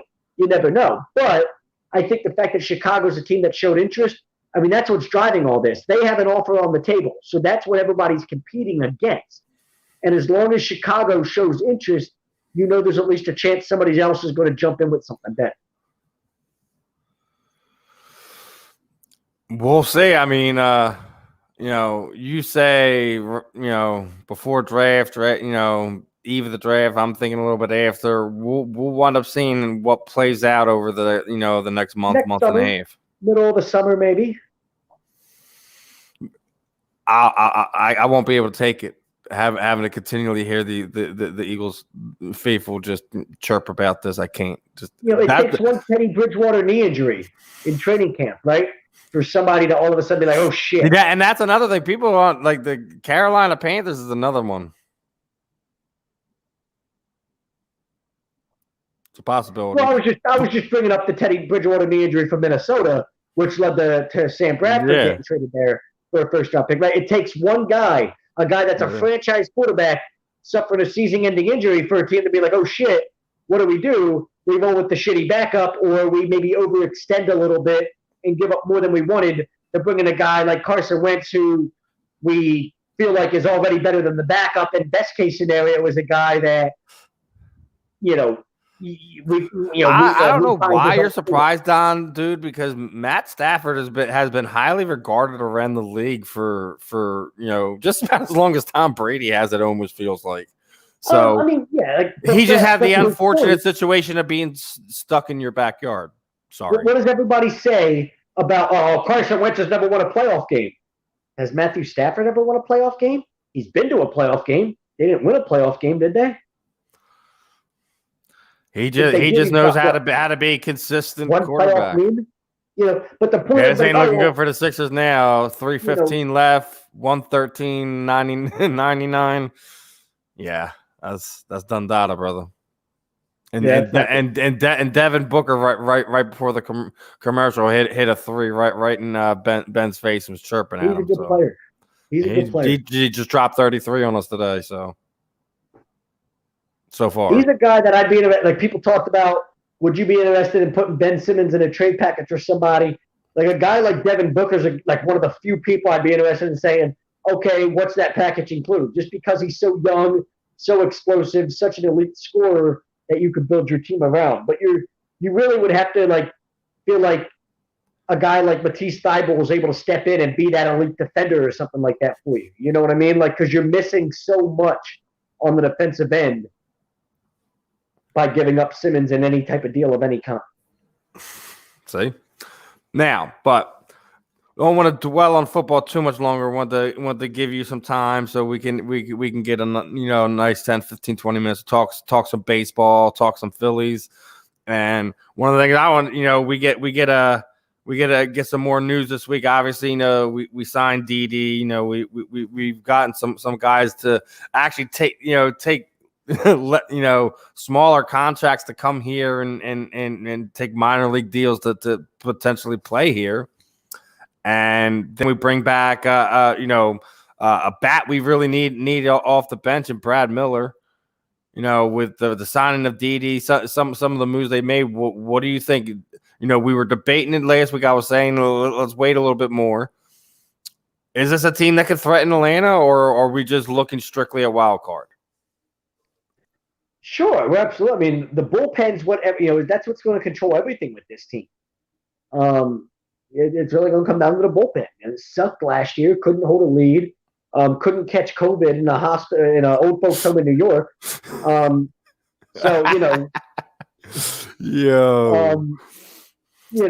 one of those things where taking jabs. I love you, brother. If the bullpen's even half decent, right? Then you definitely have a chance to win the division. I mean, look, I've really, I was really a fan of him when his first run here. I definitely liked the fact you bring him back. Yeah, I already told you I like the rotation of what they got in that infield with Kingery, Didi, and Sakura. That's just, as a Philly fan, I don't know how you could ask for a better rotation on the inside, right? Yeah, you've got a lot of depth there. You go back and look at some of these other teams that we had. When was the last time we had depth there at the inside of the diamond? Our middle infield depth was Eric Bruntlett and Wilson Valdez. Yeah, that was our middle infield depth. Eric Bruntlett and Wilson Valdez. Jesus. Turned an unassisted triple play. There's his claim to fame. It was the Mickey Morandini, Kevin Stocker days. He came in the Brad Lidge trade, for God's sake. Tomas Perez, he was a good. Remember, he was a good bench player in the early 2000s. Larry Boa days. Looks like we got a Warrior fans on YouTube. I hope the Sixers come back. Yeah, they ain't coming back from this, brother. Unless they completely fall apart in this last minute and a half. The Sixers ain't got this. But appreciate the love. Obviously, being a Warriors fan, we know why the Suns hate's coming out. If you look at this team, right, look at all the big pieces, right? So you're supposed to have Nola, you've got Wheeler at the top of your rotation, right? You've added another guy that's going to compete in that rotation spot, as in Matt Moore, whatever it is. If anything else, it's depth. It just gives you another arm that can pitch, give you multiple innings in long relief. You've got a guy that's supposed to come in and solidify the back end of that bullpen in Archie Bradley, right? You've got Spencer Howard, who hopefully, remember when Cole Hamels came up in 06, right? Halfway through 06. He looks like he could be a good pitcher, but who knows? And then in 07, he really took that step forward. And you were like, okay, here's a guy that, we can build around. Hopefully Spencer Howard's that guy that takes that step forward this year, and you're like, okay, here's a guy that's a legitimate, rotation, young. Yeah, the Phillies need their young developmental guys to step up the way the Flyers have over the last few years. Spencer Howard steps up, and can have a really, really, can be like, hey, this is a guy that looks like he's a really, really good young arm, a lot like Hamels was for us, a lot like guys like Brett Myers were for us earlier in their career. You've got a really, really good top three of your rotation: Nola, Wheeler, Howard, and then there's a lot of else to go with there and decide who's going to be 4 and 5 and all that shit, right? Same thing in your lineup. All of your big boys are back. Like Bryce Harper's in the middle of that lineup. JT's back. That's huge. Like Didi's now, back. here's the thing. So you're going to be one. It's going to be more. The pitching is going to be the question mark where you feel like you have a good read of where this offense is, where the batting is. We have a good read of where everything is with this team except the bullpen. The bullpen is the spot where you said that was the weak spot. Offense was good. Starting rotation, I mean, it had its moments. Yeah, there was times you could complain. There was also times they were really solid. They pitched well enough where if the bullpen could have just done their job and held a lead, we wouldn't have been bitching about it. We would have been in the playoffs. So I think the bullpen was the weak spot, and everything else you're looking at and say, okay, yeah, the bullpen was the weak spot. We addressed that. But we also got better in our starting rotation. We got better in our lineup. You're hoping that, a guy like Alec Boehm with a full year comes in, and that's a huge, huge piece to add to the middle of that. We always thought those elite Phillies lineups always had guys at the top of the lineup that could get on base for you and hit, and then you had Utley, Howard, Burrow, Utley, Howard, Worth, Utley, Howard, Pence. There was always a big three right there in that middle of that lineup, and all three. Ibanez became a part of that. There was always a big three in the middle of that lineup. They all kind of fed off each other and were great complementary pieces to each other. And now you've got it to the point where it's not just Harper. It's not just Harper and Real Muto. You're going to have Gregorius, Segura, Harper, Real Muto, Alec Boehm. I mean, that's your five. I mean, that's a real – I mean, those are studs. All five of them have a chance to be studs, 1 through 5 in your lineup. And then, here's the thing I got to ask you. Whatever. Are you going to keep your eye on Rhys Hoskins this year? Because he had a terrible season. But think about it. If Rhys all of a sudden, you're not even counting on Rhys Hoskins to be in the middle of your lineup. He's just another guy, right? You're not like last year we were like, dude, we need you to hit 30 home runs and drive in 100 RBIs. We're not asking that of him. You're just like, hey, man, go give us what you can give us, right? The pressure is off of him. He's hitting 6. Like, at best, he's hitting 6, right? You're probably, like, your 1 through 5 in some combination is going to look like what we just talked about. Didi, Gene Segura, Alec Boehm, Bryce Harper, JT Realmuto, and some other Kutch? Your first 5. What do you see you getting out of Kutch this year? You see him like more like your platoon guy, and situational starts when the matchup permits. What happened? Who are you talking about? Kutch. McCutcheon? I mean, yeah. No, I mean, I think he still has a chance to be an everyday player. I mean, guys that age. Yeah, I don't know if we can still do that to him, dude. Like, listen, if we're realistic, by an everyday player, I mean, this is what you do by today's standards, not by baseball we grew up on. With older everyday players, you find times throughout the course of your schedule to give them design days off, right? You're playing a night game, you play a Wednesday night game, and then the very next day you're playing a Thursday afternoon game. Automatic day off for Andrew McCutcheon. Or you give him a day off the night before on the Wednesday night game and he's in the lineup Thursday afternoon, right? Like, Saturday night you play a game. He's immediately out of the lineup Sunday afternoon. Or he has an off day Saturday night and he's back in the lineup Sunday afternoon. You're probably talking about him playing 3 or 4 games throughout the week. Maybe you give him 1 game off a week, whatever. But the bottom line is he's still a guy that's going to play a significant role in that lineup. He's too good of a leader and veteran guy to not have out there on a consistent basis. But the bottom line I'm not sitting there saying he's not going to be. I'm just sitting there. He's not every day. Well, I think what you do, because remember what was happening to him. Like he was killing it, and then we weren't really getting much out of his situational guy. So he's a platoon guy. So I'd say if he plays 130-40, say he plays 130, 140 games. But in that time, you're giving him a lot of design days off. No, Daniel's got it. here's a tough righty.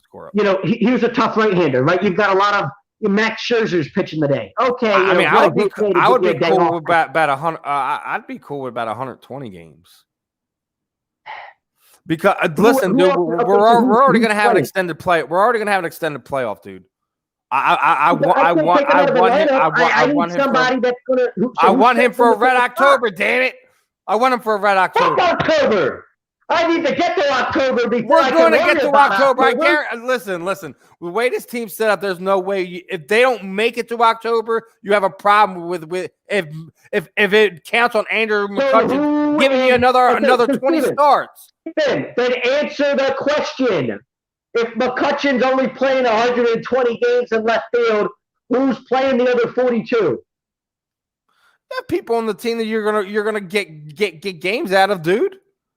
Who else can play left field? Is Kingery that guy now? Depends if his back gets hot enough. Is it not? That stinks, and they're both righties.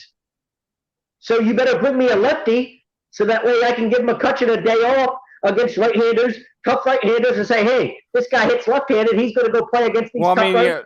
Didn't they have Miller playing left field? Okay, so if that's your answer, okay, maybe. Because you already know that he did what was it? Was it 19? Wasn't it?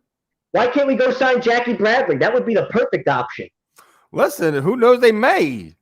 I'm just sitting there saying, what Cutchin means to this team. Don't burn him out. If you go and get me Jackie Bradley Jr., I feel like, you talk about depth. Not only we got it on the infield, you got it with pitching, you got it in the outfield. Now you can give Kutch as many days off as you want. Hell, you can give Bryce Harper a day or two off, right? You don't have to worry about who's playing center field on a consistent basis.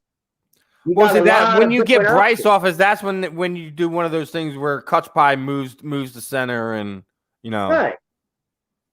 Hey, there's a tough lefty. It's a day game after a night game. Now we've beaten that offensive drum. There comes the pitching, bro. This is the one that we were going to be rough on. I think the pitching's fine. I really do. There's only so many options out there. I just have no trust in Vinny V, dude, ever. Well, who says Vinny V's even in the rotation? You sure about that? At this point, you sure about that? Well, I'm not sure about it, but at this point, I think it's a lot better option to think you're going into spring training. Is he competing for a rotation spot? Sure. But you have 3 rotation spots locked up. Nola, Wheeler, and Howard all have Spencer Howard all have rotation spots. Then 4 and 5, Eflin, Moore, Velasquez, all these guys, you're going to have different arms that are competing for that 4th and 5th starting spot. But the idea that all of a sudden Vinny V Zach, has to I will send you a case. Zach, I will send you a case of fucking beer if Velasquez is in either 4 or 5. I think Vinny V, you go into spring training, he's competing for the 4th or 5th spot, but instead he ends up in the middle relief role. He ends up somewhere like that. That's what you hope. That's what you hope. He's gotten I hear a lot of hope in your voice, my friend. No, it's not hope. It's not hope. If you want me to be honest with how I feel is the past few years, you've had no choice. You've come into spring training and there was not any other arms. He had to be a guy that was penciled into the rotation because you just didn't have enough arms otherwise. This year, you're coming into spring training and you know who your 3 are, right? And then 4 and 5, you've probably got 4 or 5 other guys competing for that 4th and 5th starting role. There's nobody penciled in. So when you look at him and you say, what is he? Well, he's got an electric arm. But we know what he is as a starter. He's not anything special. He's never going to become anything special. He literally had a 16 strikeout game 4 years ago before I moved to fucking Florida ago it was, okay? And he's been living off of that potential from that game ever since. At this point, if you need him to find a role, which obviously you have to have him find a role. You have no choice. You need to find a role. It doesn't matter if he's long relief, middle relief, he's a setup man, he's pitching somewhere in the back end of your bullpen, doesn't matter. You find a role for him where he can be successful and you can use him to his strengths, and that's what you go with. I think he was a starter more by necessity the past few years, whereas this year whatever role he can be the most effective, that's the role you're going to end up putting him in. Yeah. But real quick here, my friend, as we're about to hit that time again, and this our final segment of the afternoon is obviously brought to you by Body Check Wellness, and they are a line of products that promote wellness, balance, and recovery by using the full potential of hemp. They come in extract blends, gummies, and topicals. Use promotional code A2D for 20% off your order at bodycheckwellness.com. But yeah, they're still talking about the Suns and the Suns and Sixers in the chat there on YouTube.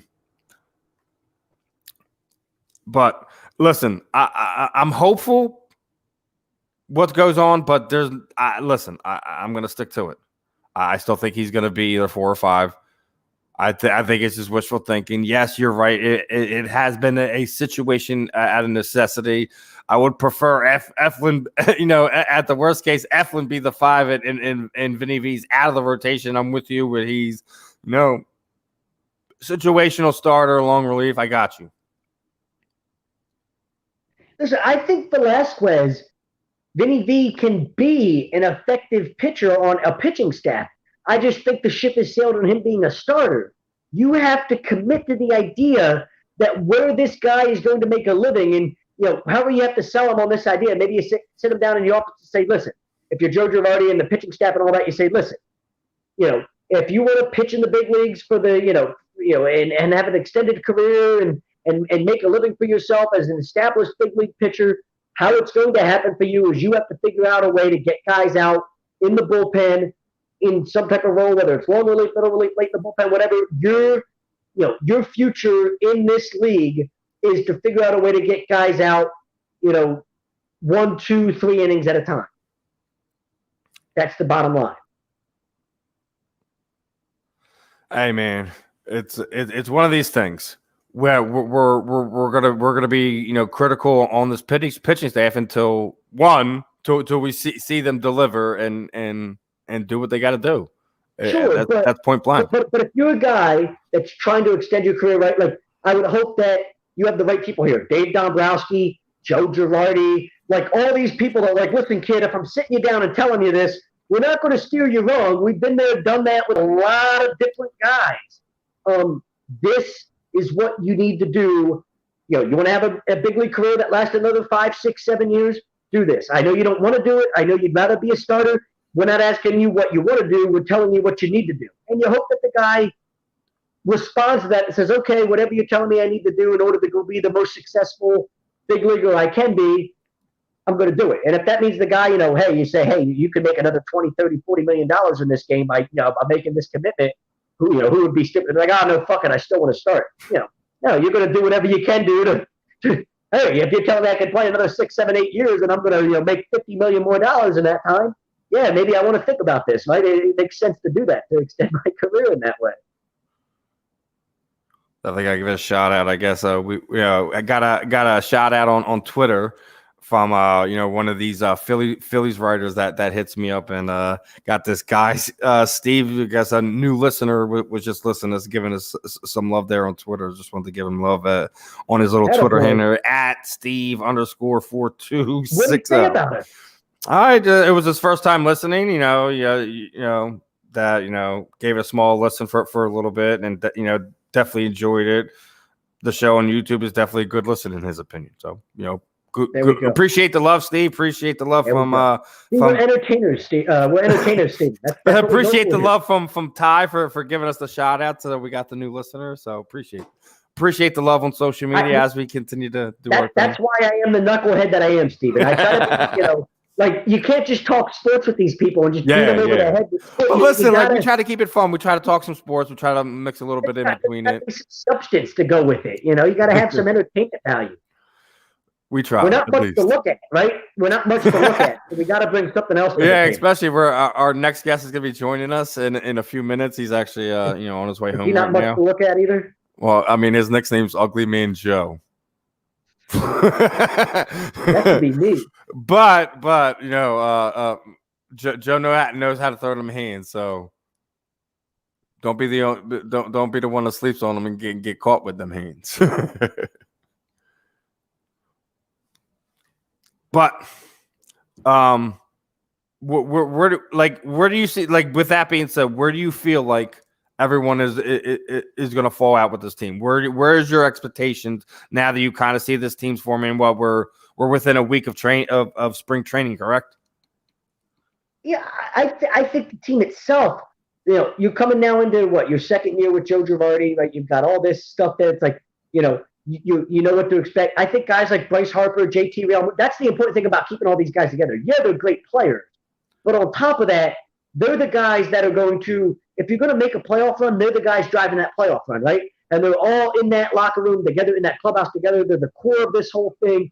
I think they're sitting there telling everybody in that clubhouse, hey, we need to be a playoff team this year. We need to make a playoff run. We're good enough to make it happen. There's no excuses.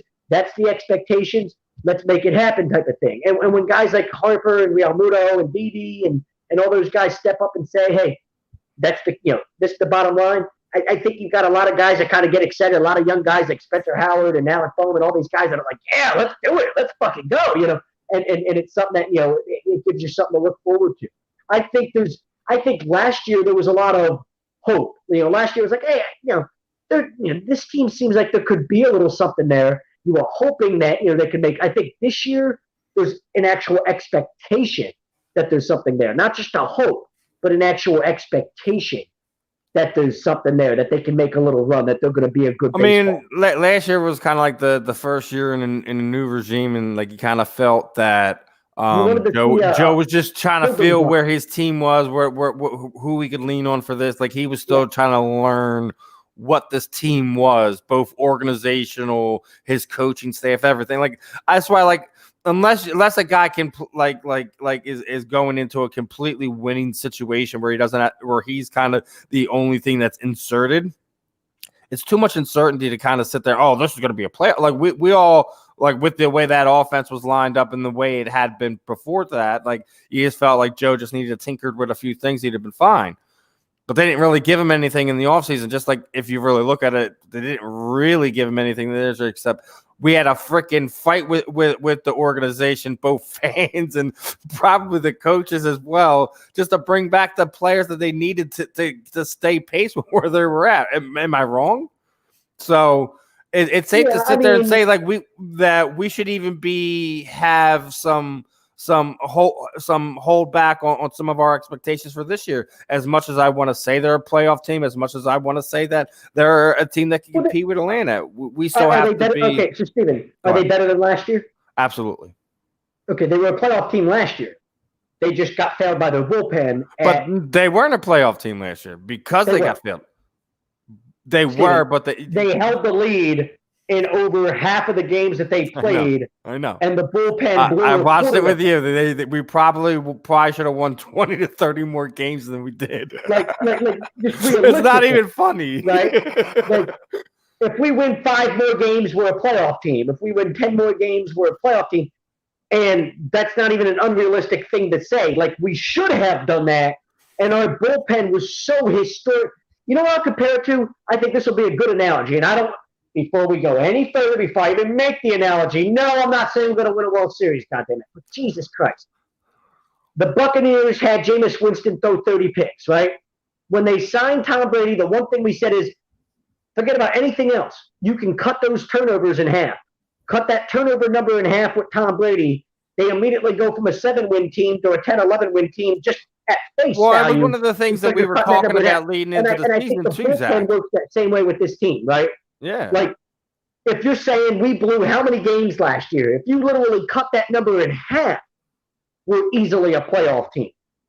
And I think you're saying, we went from historically bad, not just like, the worst in baseball, like one of the worst in the history of baseball.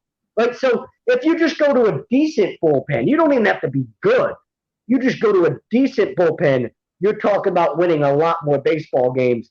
I have no excuses this year. No. Zero. You got too many guys between the young talent and the veteran talent that have been there, done that, know what the hell it takes to make it happen. There's no excuses. None. McCutcheon's won an MVP. Harper's won an MVP. They've both been on playoff teams. I guess we're losing Lord because we're talking baseball and everything. How do you not be excited? Do you want us to beat up the Sixers right now? Because we could do that for you. Let's talk the Flyers. That'll be so fucking engaging. Oh, here we go. Your disdain for the puck is strong, my friend. I'm gonna leave you locked in a room with Povia for like freaking 2 days or something. Me and Povia have had plenty. Povia knows what I mean. Povia is like me with the Eagles. Like, he knows it's a shitty, poorly run organization that's just been dog shit for like so many decades, but he can't stop cheering for them because that's his team. It's the same thing. Like, all right, like as Lord's like, all right, we're not going to be able to deal with much of the baseball is just getting started. You know, we're just giving our thoughts on it. Some more things that happen. Me and Zach have to weigh in and kind of adjust how we're feeling on this team, what we're looking like, what we expect, and even our revised expectations of those expectations. My girlfriend just walked into the other room. I'm trying to tell her I want her to order. Oh, we didn't take it personally like that. Yeah, we just kind of saying like, hey, just we're gonna bring it back to the Sixers talk. We gotta give the Phillies they love too. Come on, Lord. Would you enjoy us as much if we were just sitting there beating one drum all the time and that's the only drum we were beating? No, it wouldn't be fun. It wouldn't. Let's be honest. You didn't get anything for me? You're such a bitch. Yo, my girlfriend ordered food without me, Steven, and didn't get nothing for me. How about this? Oh, violation. That is an absolute violation. And as our good friend with Tom was... What the fuck are you talking about? You didn't get me anything? Are you serious?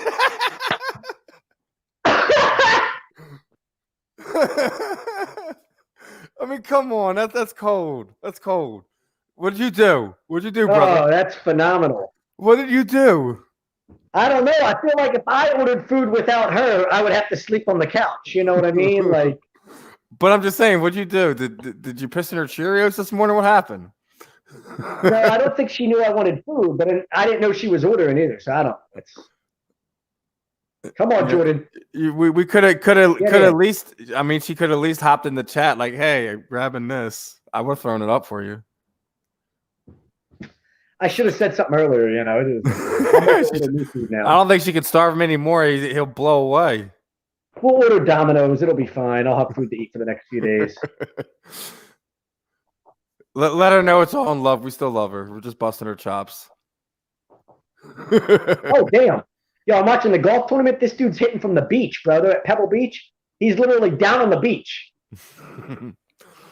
But the get off the baseball to go back to basketball, since obviously that was our lead. You know they lose 120 to 111, fall to 18-9. You know, still one of the better teams in this Eastern Conference. What is going on with them? With they'll go in these stretches. They'll win 2, 3, 4 games, and then one of these games you feel that they should win. But it also goes to that you talk about we were on the road trip for that team flying out. But what about the team that was already on that road trip leading out? I see a lot of times we having these problems at the end of road trips one way or another. Order Domino's. Let me get off. My girlfriend asked me what I wanted. Nice of her. She's awesome. I love her. I'm going to marry her, Steven. How about that? That's how much I love her. I'm fucking stupid enough to marry her. I would hope so. Jesus Christ. My dad's been married twice. My older brother took till he was 40 to get married. And, they both tell me, never get married. Don't be a dumbass and get married. And here I am, going to get married. But, I mean, Joe still put up 35, so he still led this team. I think it was like 35, 8-5 or something like that. 35, 8-5. Joel Embiid had 35. See, I mean, yeah, if you're scoring 35, 8-5, I mean, it is what it is. Phoenix might be a team that is going to be, a team to watch out for this year. All right. And Lord is mentioning, they've got great veteran leadership now in Chris Paul. I'm assuming something happened with our guest, and they're not going to be on, Stephen. What happened? Well, no, he said he'd be here. He'd be there in 10, so it's just about been 10 minutes. So, all right. I'll see what's going on with Joe in a second here. Well, how about you mute my mic and take me off camera for a minute so I can go tell my girlfriend what I want to order, and I'll be back in 2 minutes. You can't wait 15 minutes. Are you serious? Well, Bryce is going to be a father August 19th, August 13th, whatever. I don't understand this, Stephen. Well, you can't engage with the peoples in the comments for 1 second. Are you sure about that? I mean, I figured you could find a way to take over the show, and you can't hold it for 15 minutes. I mean, seriously. I'll try, Stephen. I mean, I need to go get something to eat. I haven't eaten all day either, brother. I could be ornery like you. I think she got some French fries, but she didn't give me any. Can I have some of those waffle fries from Chick-fil-A? You got those Chick-fil-A waffle fries. Oh, no, that's what it is. He's smelling the food right now, and it's starting to turn on him.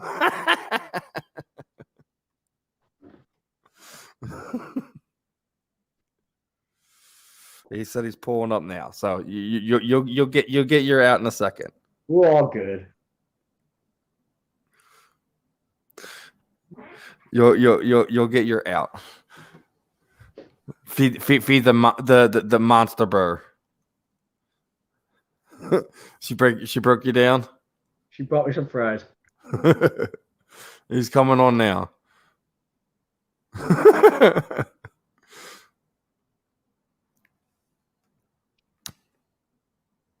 Says he's logging in now.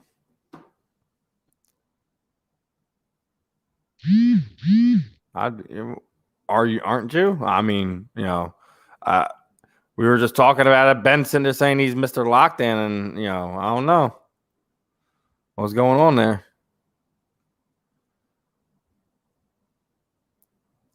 They didn't. I mean, when the Phoenix Suns come in and drop 120 on you, somebody didn't play defense, right? Yeah, I mean, I was finishing up my French fries, Stephen, but yeah. You can still give head nods, Oh, dude, he hit it into the poinsettia bush. The placenta bush? What? Yeah, these golf courses have those giant flower bushes and shit on the. He hit it so far out of bounds, like it's all the way in one of the flower bushes. Like, it's really bad. Gotcha. Of course, obviously, being down there in Florida, you got your love for the golf down there.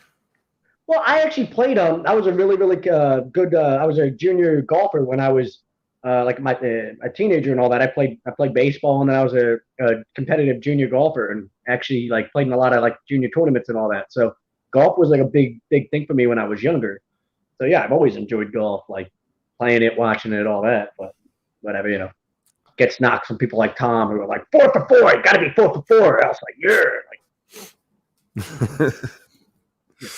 What about? He can't stand my NASCAR and my golf love and all that shit. He can't. What about the UFC fights tonight? You got the main eventers were they train right down there in Florida, and Usman and Burns. Paying attention to that tonight. Usman is a bad man. I interviewed his brother like 3-4 years ago, Muhammad. And speaking of Muhammad, he's in the PFL heavyweight tournament that they just announced.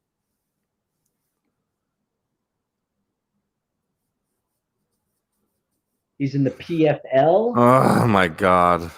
All right, here you go. Have fun with that one. I'm gonna let you go. I mean, Bradley Beal.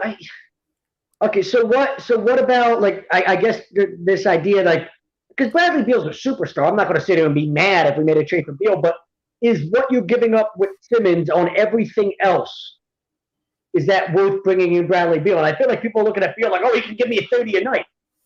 Yeah, but Okay, all right, but how many scorer. games is he going to miss for you a season? Okay, even if he played a full season, can he lock down the other team's best scorer? Can he give me 10 rebounds a night, on a consistent basis? I agree. Like, listen, I already said we needed somebody on the bench. Every time I sat there and said we needed somebody on the bench, people were giving me problems. I'll tell you what, I'll bring in Bradley Beal if I can trade anybody but Ben Simmons. So if I have to give up Tyrese Maxey, Matisse Thybulle, and a future I would have to say at least your 4 starters are untouchable. I would say Simmons and Embiid for me. Simmons, Embiid, Curry, and Tobias don't move.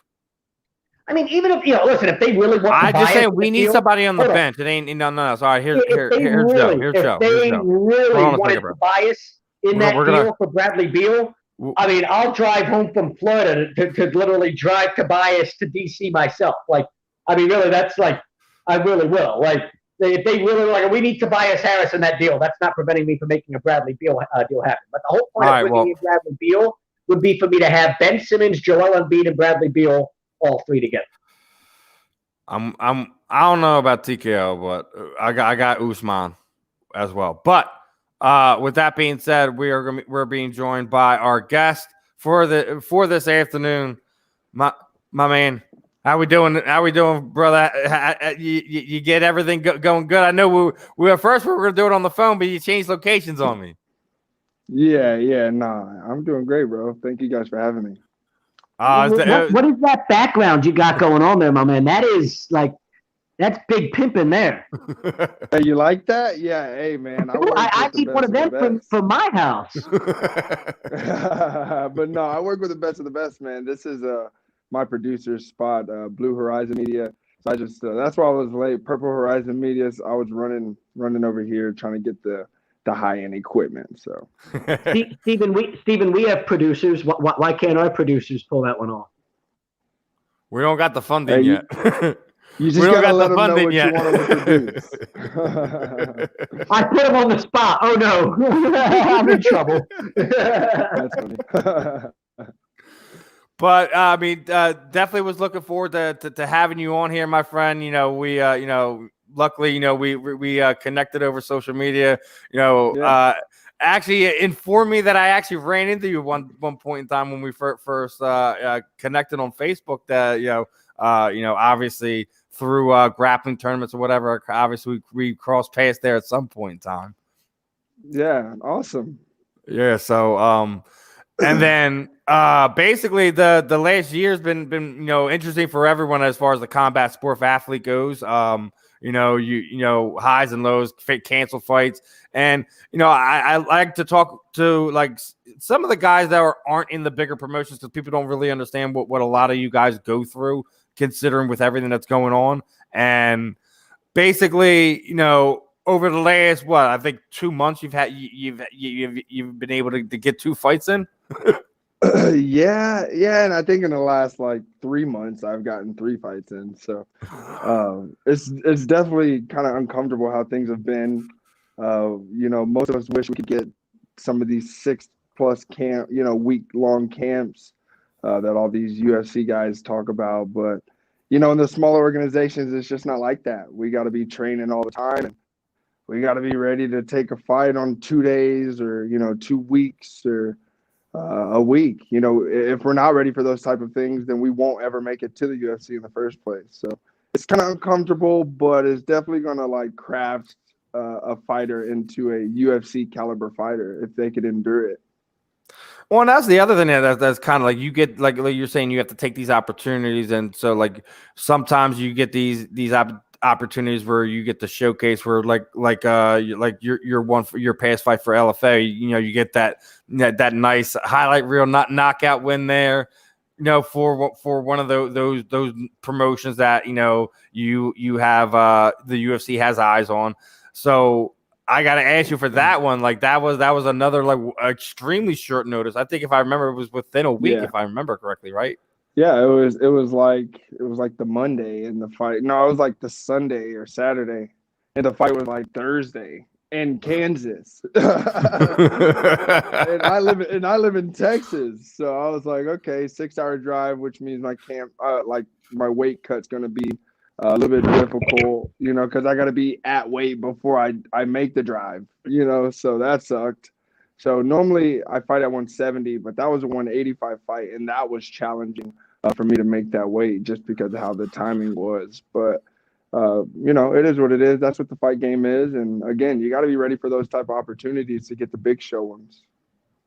Yeah, man, and you're in one of those weight classes that's kind of becoming more and more of one of the premier weight classes in mixed martial arts. That middleweight division. Yeah, it used to be, a lot of times when people have been involved in combat sports, there's the heavyweights, the heavyweights, the heavyweights.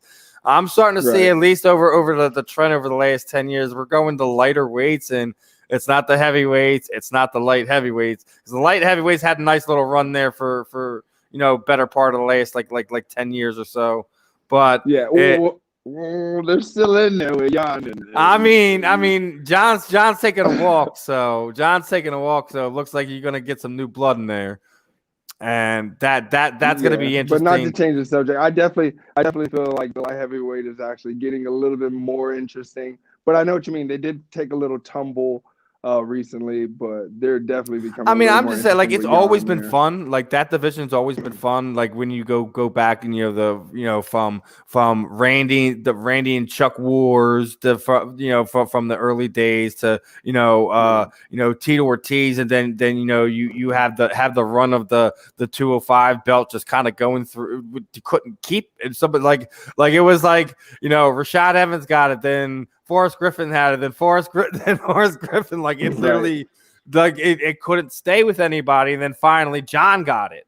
Like Lyoto had it, then Shogun had it, and then John got it, and then I think it was 128 when he won the belt, and I mean, just he hasn't looked back. And like, if you even look at it, like a lot of people like to hammer him for some of the stuff, but man, being that young, that high a level for that long, right?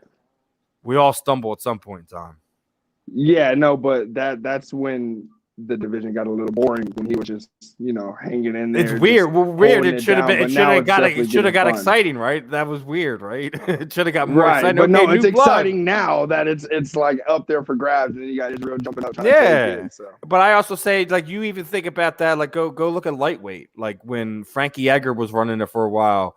The guy got stale for a bit. And as much as everyone, like loved what Frankie Edgar meant for that division. It got stale for a while. Then it was like bouncing, like, and you have Connor, great for growth in the sport. But then you get a guy like Khabib, and then it's kind of going back to where welterweight was with George St. Pierre, where the guy was just so good and he was a great star, but just couldn't market him the way you market other guys. So it was just like.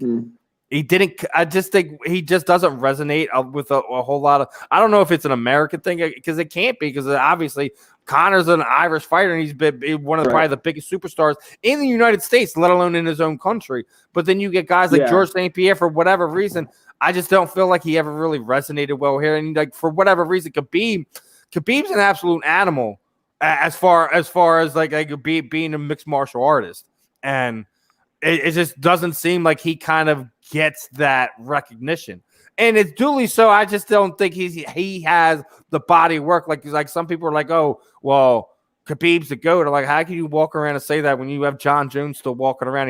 No one is giving him an L. A referee gave him an L because he's an idiot and couldn't see the guy had a separated shoulder a minute and a half before. But that's an argument for another day.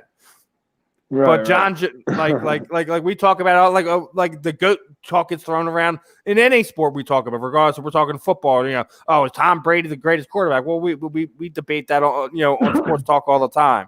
We debated in basketball. Is it LeBron? Is it Jordan? Is it this person? I always say, listen, when I break it down to sports, we all have, there's always greats in their own eras, and I'd say let the era be defined by the era. Yeah, I mean, it's forever changing. So there's always going to be a GOAT, and there's always going to be a new GOAT or somebody I coming mean, up to take their spot. I still think we're just finally exiting the Anderson and Silva era. He absolutely owned that era, despite George St. Pierre. Yeah. Come When it comes on, to, like, man. the That's your fans- when it weight comes to class. the You cannot fans, tell yeah. me you were not inspired by Anderson Silva at any point in time over the last 15 years. Yeah, no, I mean, actually, like I respect what he does, but honestly, the most inspiring thing about Anderson for me personally was when Nick fought him, and that was actually the first fight I ever watched.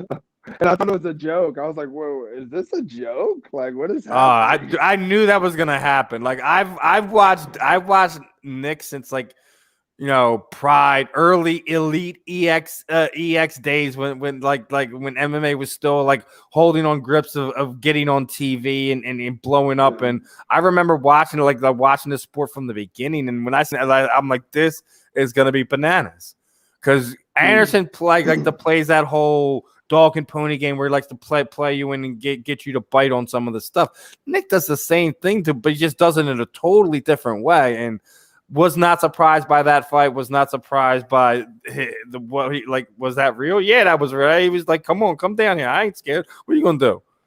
Like what can you do to a man that literally has no fear? Whatever position you're gonna put him, whatever you're gonna do. And I also thought that was another thing with George, that why it took a while for George to kind of get over on some of the aspects of Nick. Once he got by that mental thing, you realize it was real easy for George to kind of have his way with him. If Nick knows like he can get inside on you and play that game with you, where there's no back and forth and it's just on even ground, that's when you can get Nick to be normal. It's the same thing with Nate. If Nate knows he can't mentally beat you, it becomes another game. Yeah, but no, definitely wish we could have seen more of Nick for sure.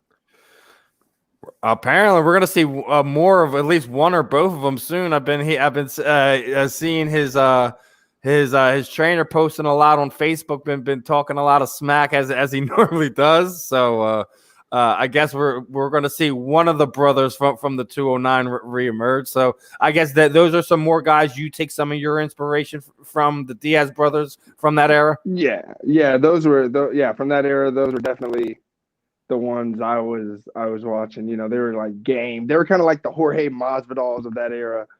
They were just like, just down for whatever. They were the OGs, man. That people forget about it. They were the OGs of it. It really was. Yeah, so.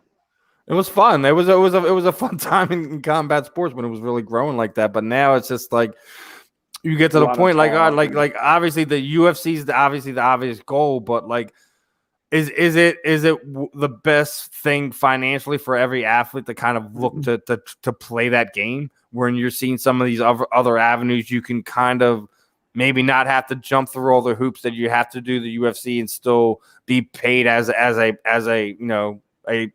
high profile professional athlete?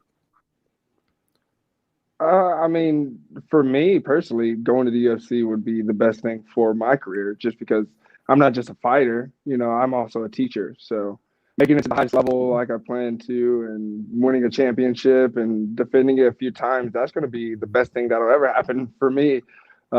Just because I get to just prove everybody who's trying to learn martial arts or self-defense from me or in my area that I'm one of the best people to learn it from.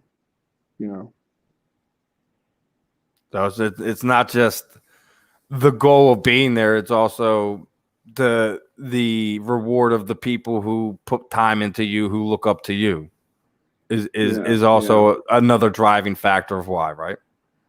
Yeah. I have people that train who I'm helping get ready for fights, and I like to give advice whenever I can, because I like to see all my friends succeed. So once I make it to the UFC, it'll be a lot easier for people around me to just listen to me and be like, he's right. I should, listen to what he says. That way I don't got to say things more than once, and, I don't have to lose my voice every fight, yelling at somebody, just do it like this, It's one of the things we talk about, man. There ain't no cutting corners in MMA. It ain't easy. I was just talking to Helen Peralta yesterday, and like she was like, "Listen, bare knuckle boxing is easy for me. That's just part of the game. MMA is kind of like what she's really passionate about right now, and it's something that she wants to continue to be diligent and work on while she has that window. And that's another thing, like you say, you're trying to do this to for other people's, not just yourself, but you guys people also tend to forget that the combat sports athlete has a much smaller window than any other professional sport, if you ask me. Yeah. So most people who are just fighters, it probably isn't the best thing for them to go to the UFC because they're going to go and spend all their money real quick and then have nothing else to fall back on.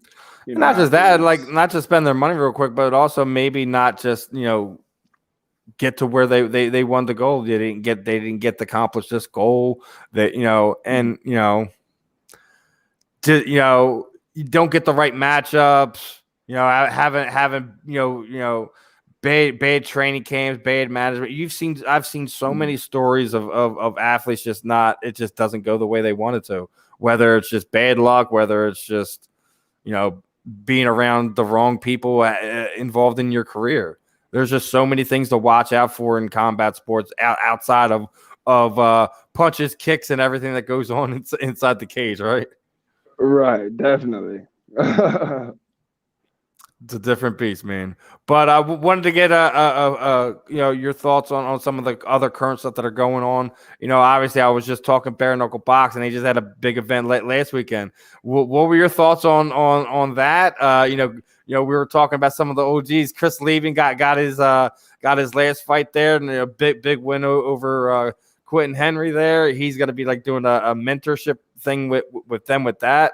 What are your kind of thoughts on the growth of that sport over the last year and a half, 2 years? When I saw bare knuckle boxing first start, I knew it was going to be big because I remember watching those old school videos of that guy. I can't remember his name right now, but he was real good bare knuckle boxing. Kimbo No, Sliced. not Kimbo. He was actually a white guy who he would fight in like. I don't want to speak. It was so long ago, but when I first saw it was a bum fight. Like, this is going to be big because people like that. You know what I mean? People like that. There's no option but to bleed in order, to win. Like even if you're punching this guy, your knuckles are going to be bleeding. You know what I mean? And people like that, like that brutal, almost like caveman, like battle, almost to the death. You know what I mean? That's why MMA is so big because.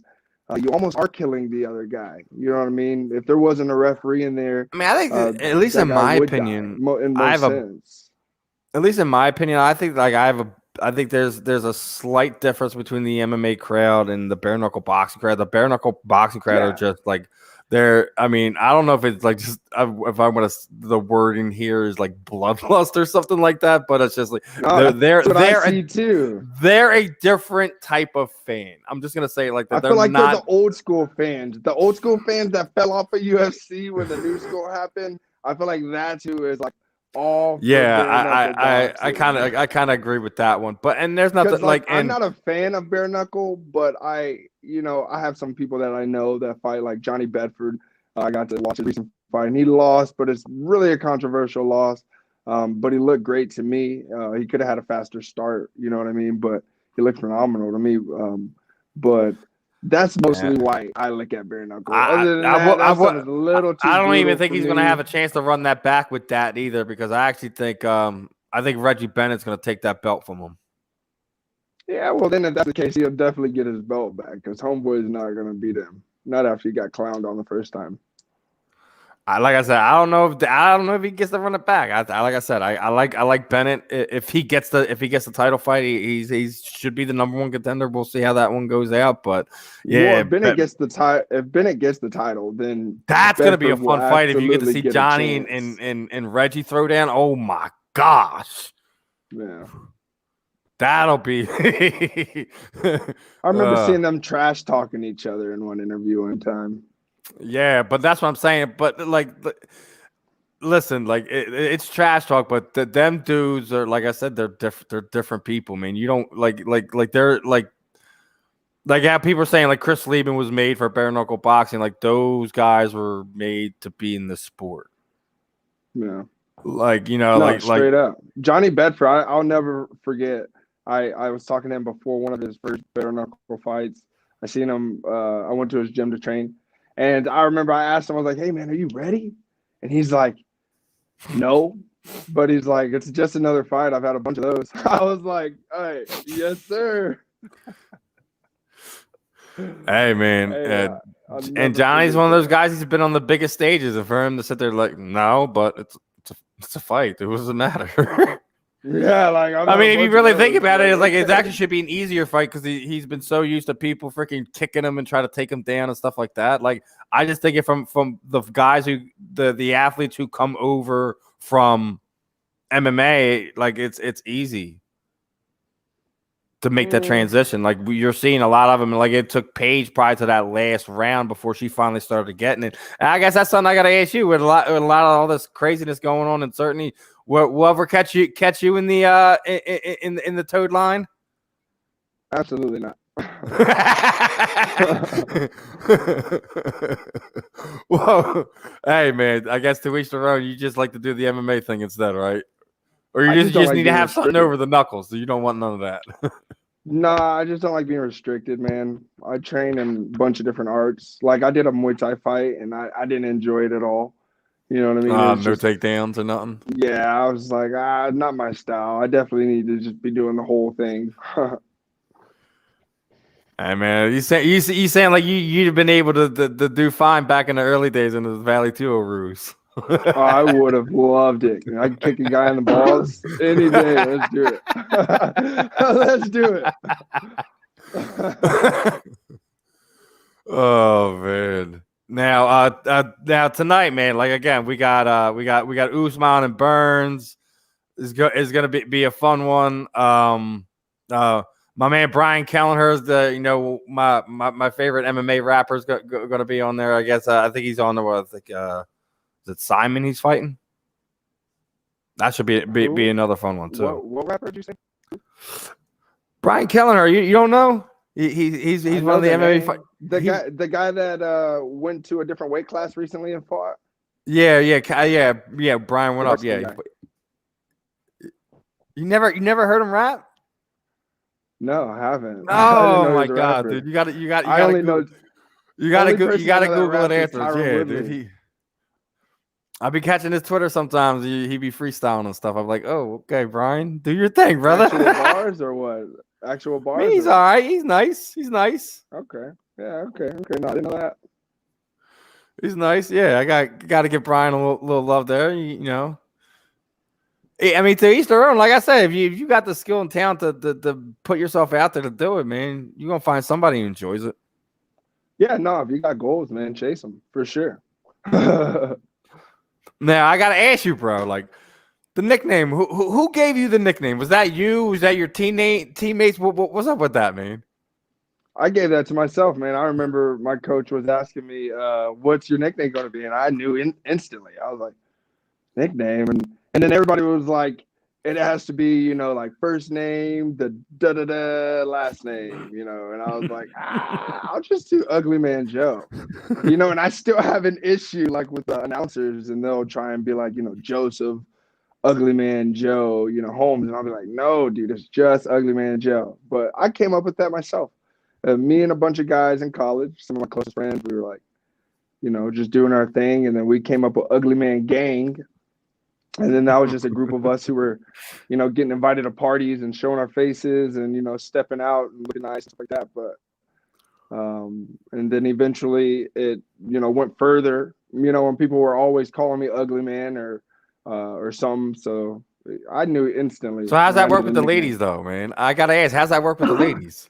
I mean, come on, you're walking around. Is it like kind of a false negative for them that they thinking like negatively of yourself, but when you pull them in, it's a totally different conversation. It's not really like that. I mean, more so like most ladies that hear my nickname, they're just like, "Why are you calling yourself Ugly Man Joe?" I'll just be like, I mean, thanks.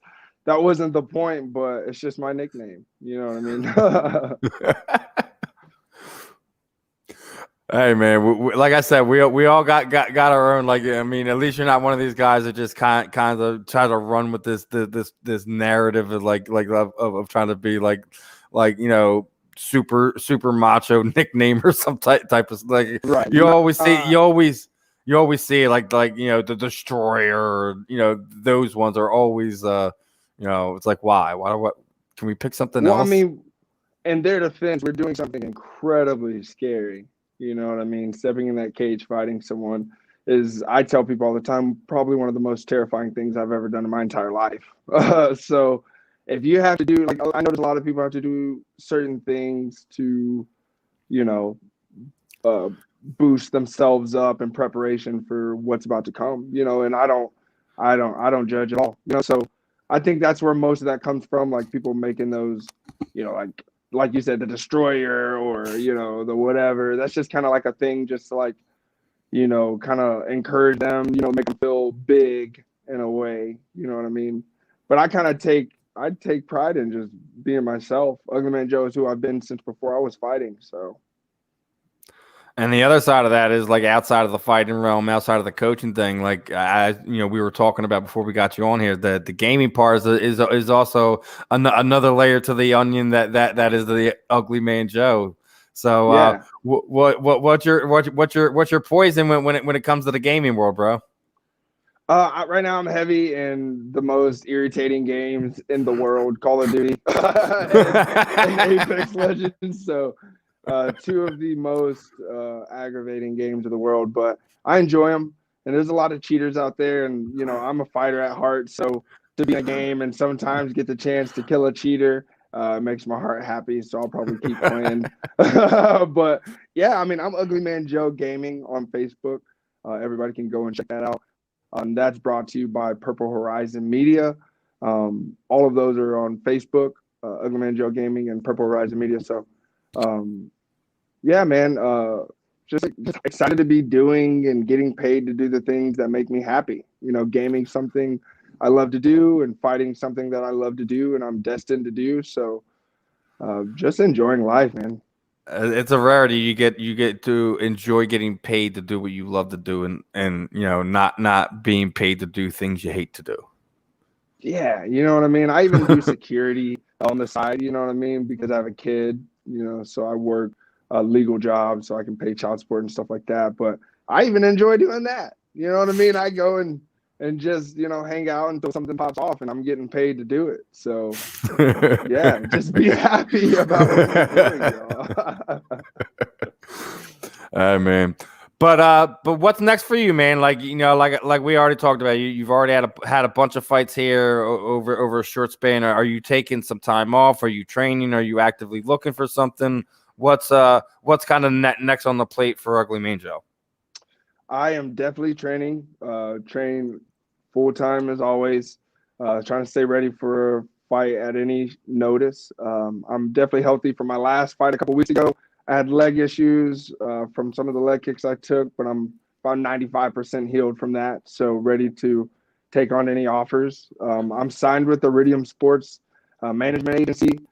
So you can contact them. Yeah, I know Iridium. That's something there you go, brother. That's my people's over there. Jason House, Ed Knapp, all them guys over at Iridium Sports. They know what they're doing. You're in good hands, brother. Yeah, no, I'm having a good time with them, and I'm sure they'll be contacting me with something soon. I wanted to slide on at the end of February, but they already had died. I had contracts from November on that card, so couldn't make it happen. But yeah, man, either reach out to Iridium Sports for a fight if you're watching this, or contact me directly. I'm definitely ready to fight as soon as you want someone. I'd like to fight someone for like a welterweight title if you want me at 170, or 185, fighting for some type of contendership or something like that. Yeah, so are you still looking, having them look regional wise, or are you trying to see if you get something more like on the lines of like LFA, Cage Fury, King of the Cage, stuff like that? Well, I'm off of a knockout win with LFA, so I'd imagine they'd want me back as soon as they could get me. But yeah, I mean, I'm open-minded. I have a lot of fun in Louisiana. If AKA have somebody for a short notice fight, I know they have a card in a couple weeks. But again, I'm not here's really putting another too one I much gotta thought. ask you. Here's another one. We just seen Lion Fight Promotion just return. You just had a Muay Thai fight fairly recently. They're a fairly big platform attached to UFC Fight Pass. Is that something you might entertain at some point in time over the spring and summer? Muay Thai, not kickboxing. Muay Thai. Nah, I'm not really. Like I said, I'm not really interested in being restricted. I know, but I was just sitting there saying you know. because they have that working relationship with UFC Fight Pass, and that's something that's on their radar. You know what I mean? Yeah, no, I think Jason House and Jeremy and all those guys at Iridium are all the connections I need in the UFC. And plus, I'm on like a 3 finish streak right now, and I just need 1 or 2 more finishes. And well, technically, isn't it 4? Isn't it 4 with the Muay Thai fight? Is 4 with but I didn't get to finish the guy. I won, but I didn't get to finish him. It's a different sport. It doesn't count. It's a different sport. It counts. It counts. It counts. But nah, I mean, it counts on your record. Meaning, I'm talking your consecutive knockout streak in MMA. yeah. No, it counts to my win record. But for me to feel like confidence, because a lot of this is mental, and I do have to feel confident and ready to fight some of those higher level guys. So I definitely think after another finish or 2, I'll know I'm ready to take on any higher level offer they offer me. All right, well, hopefully they give you some prospect that they're grooming so you can derail the train and they can start looking at you or something, brother, because that's normally what it takes. That's normally what it takes in MMA. Like I say it all the time. Like people will sit there trying to pick and choose fights. I'm like, listen, you got as long as you feel you're on the same level and your coaches or feel like that you guys are on the same level, take the opportunity, man. You never know. Right. Yeah, and that's how my second bout with Bellator was. I ended up fighting like a prospect, a guy they were really looking forward to winning, and I ended up choking him out in the second round. So that's how you're gonna make it. You got to just. That's why I keep trying to listen, man. You know what you're doing, man. Like I said, you already got lined up with Iridium. You're on your way ascending, my friend. Just keep doing what you're doing. Keep grinding. They'll put you in the right positions, and you see the roster, you've seen who's been through there, so you know what's about to happen, man. Just keep doing you. We'll continue to watch you grow. Just remember, when the phone calls, you're calling us. We're coming back here, brother. Yes, sir. Hey, I'm answering as quick as I answered the first time, brother. I definitely appreciate you, especially coming on short notice and everything like that.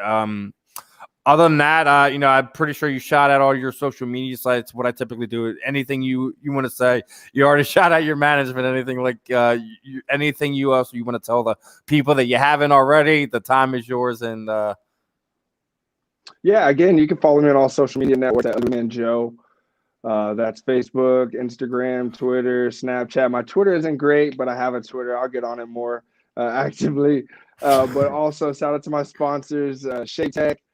Jesse, my tattoo artist, Matt Malone with Malone and Associates, So Right, Compex USA, E2 Evolve, my management, Iridium Sports Management Agency in the gym, SFS MMA, all my guys fighting. I got Jarrett Ingram fighting next week. I got Rashad Robinson fighting next week at LFA. I think that's everything.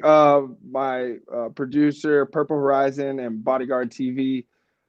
For this awesome background and helping me get all this going on. And I appreciate you guys and your time for helping me. Definitely, and likewise. And tell them they got to give some of that background information stuff for Zach over here. So he's not looking. That's got to take a piss. And Steven told me about 25 minutes ago, 30 minutes ago, it'll be 10 or 15 minutes. And here we are a half hour later. Zach's trying not to piss himself. So I didn't mean to sound. Well, hey, dude, you're going to just send me a message like, yo. Awfully antsy, but goddamn, Steven Listen, we live in this age of technology, and people find ways not to use the technology when they need the technology. Me and the ugly man could have held down the floor while you went and ran to the bathroom. Steven, I was going to say, you have a mute and like a camera button over there. You could have just taken me off screen and muted my mic and let me go take a piss, but no. I had to sit here and struggle and nearly piss myself. So. All right, well, how about it now? Don't act like you didn't. I'm going to do it to you now. How you like that?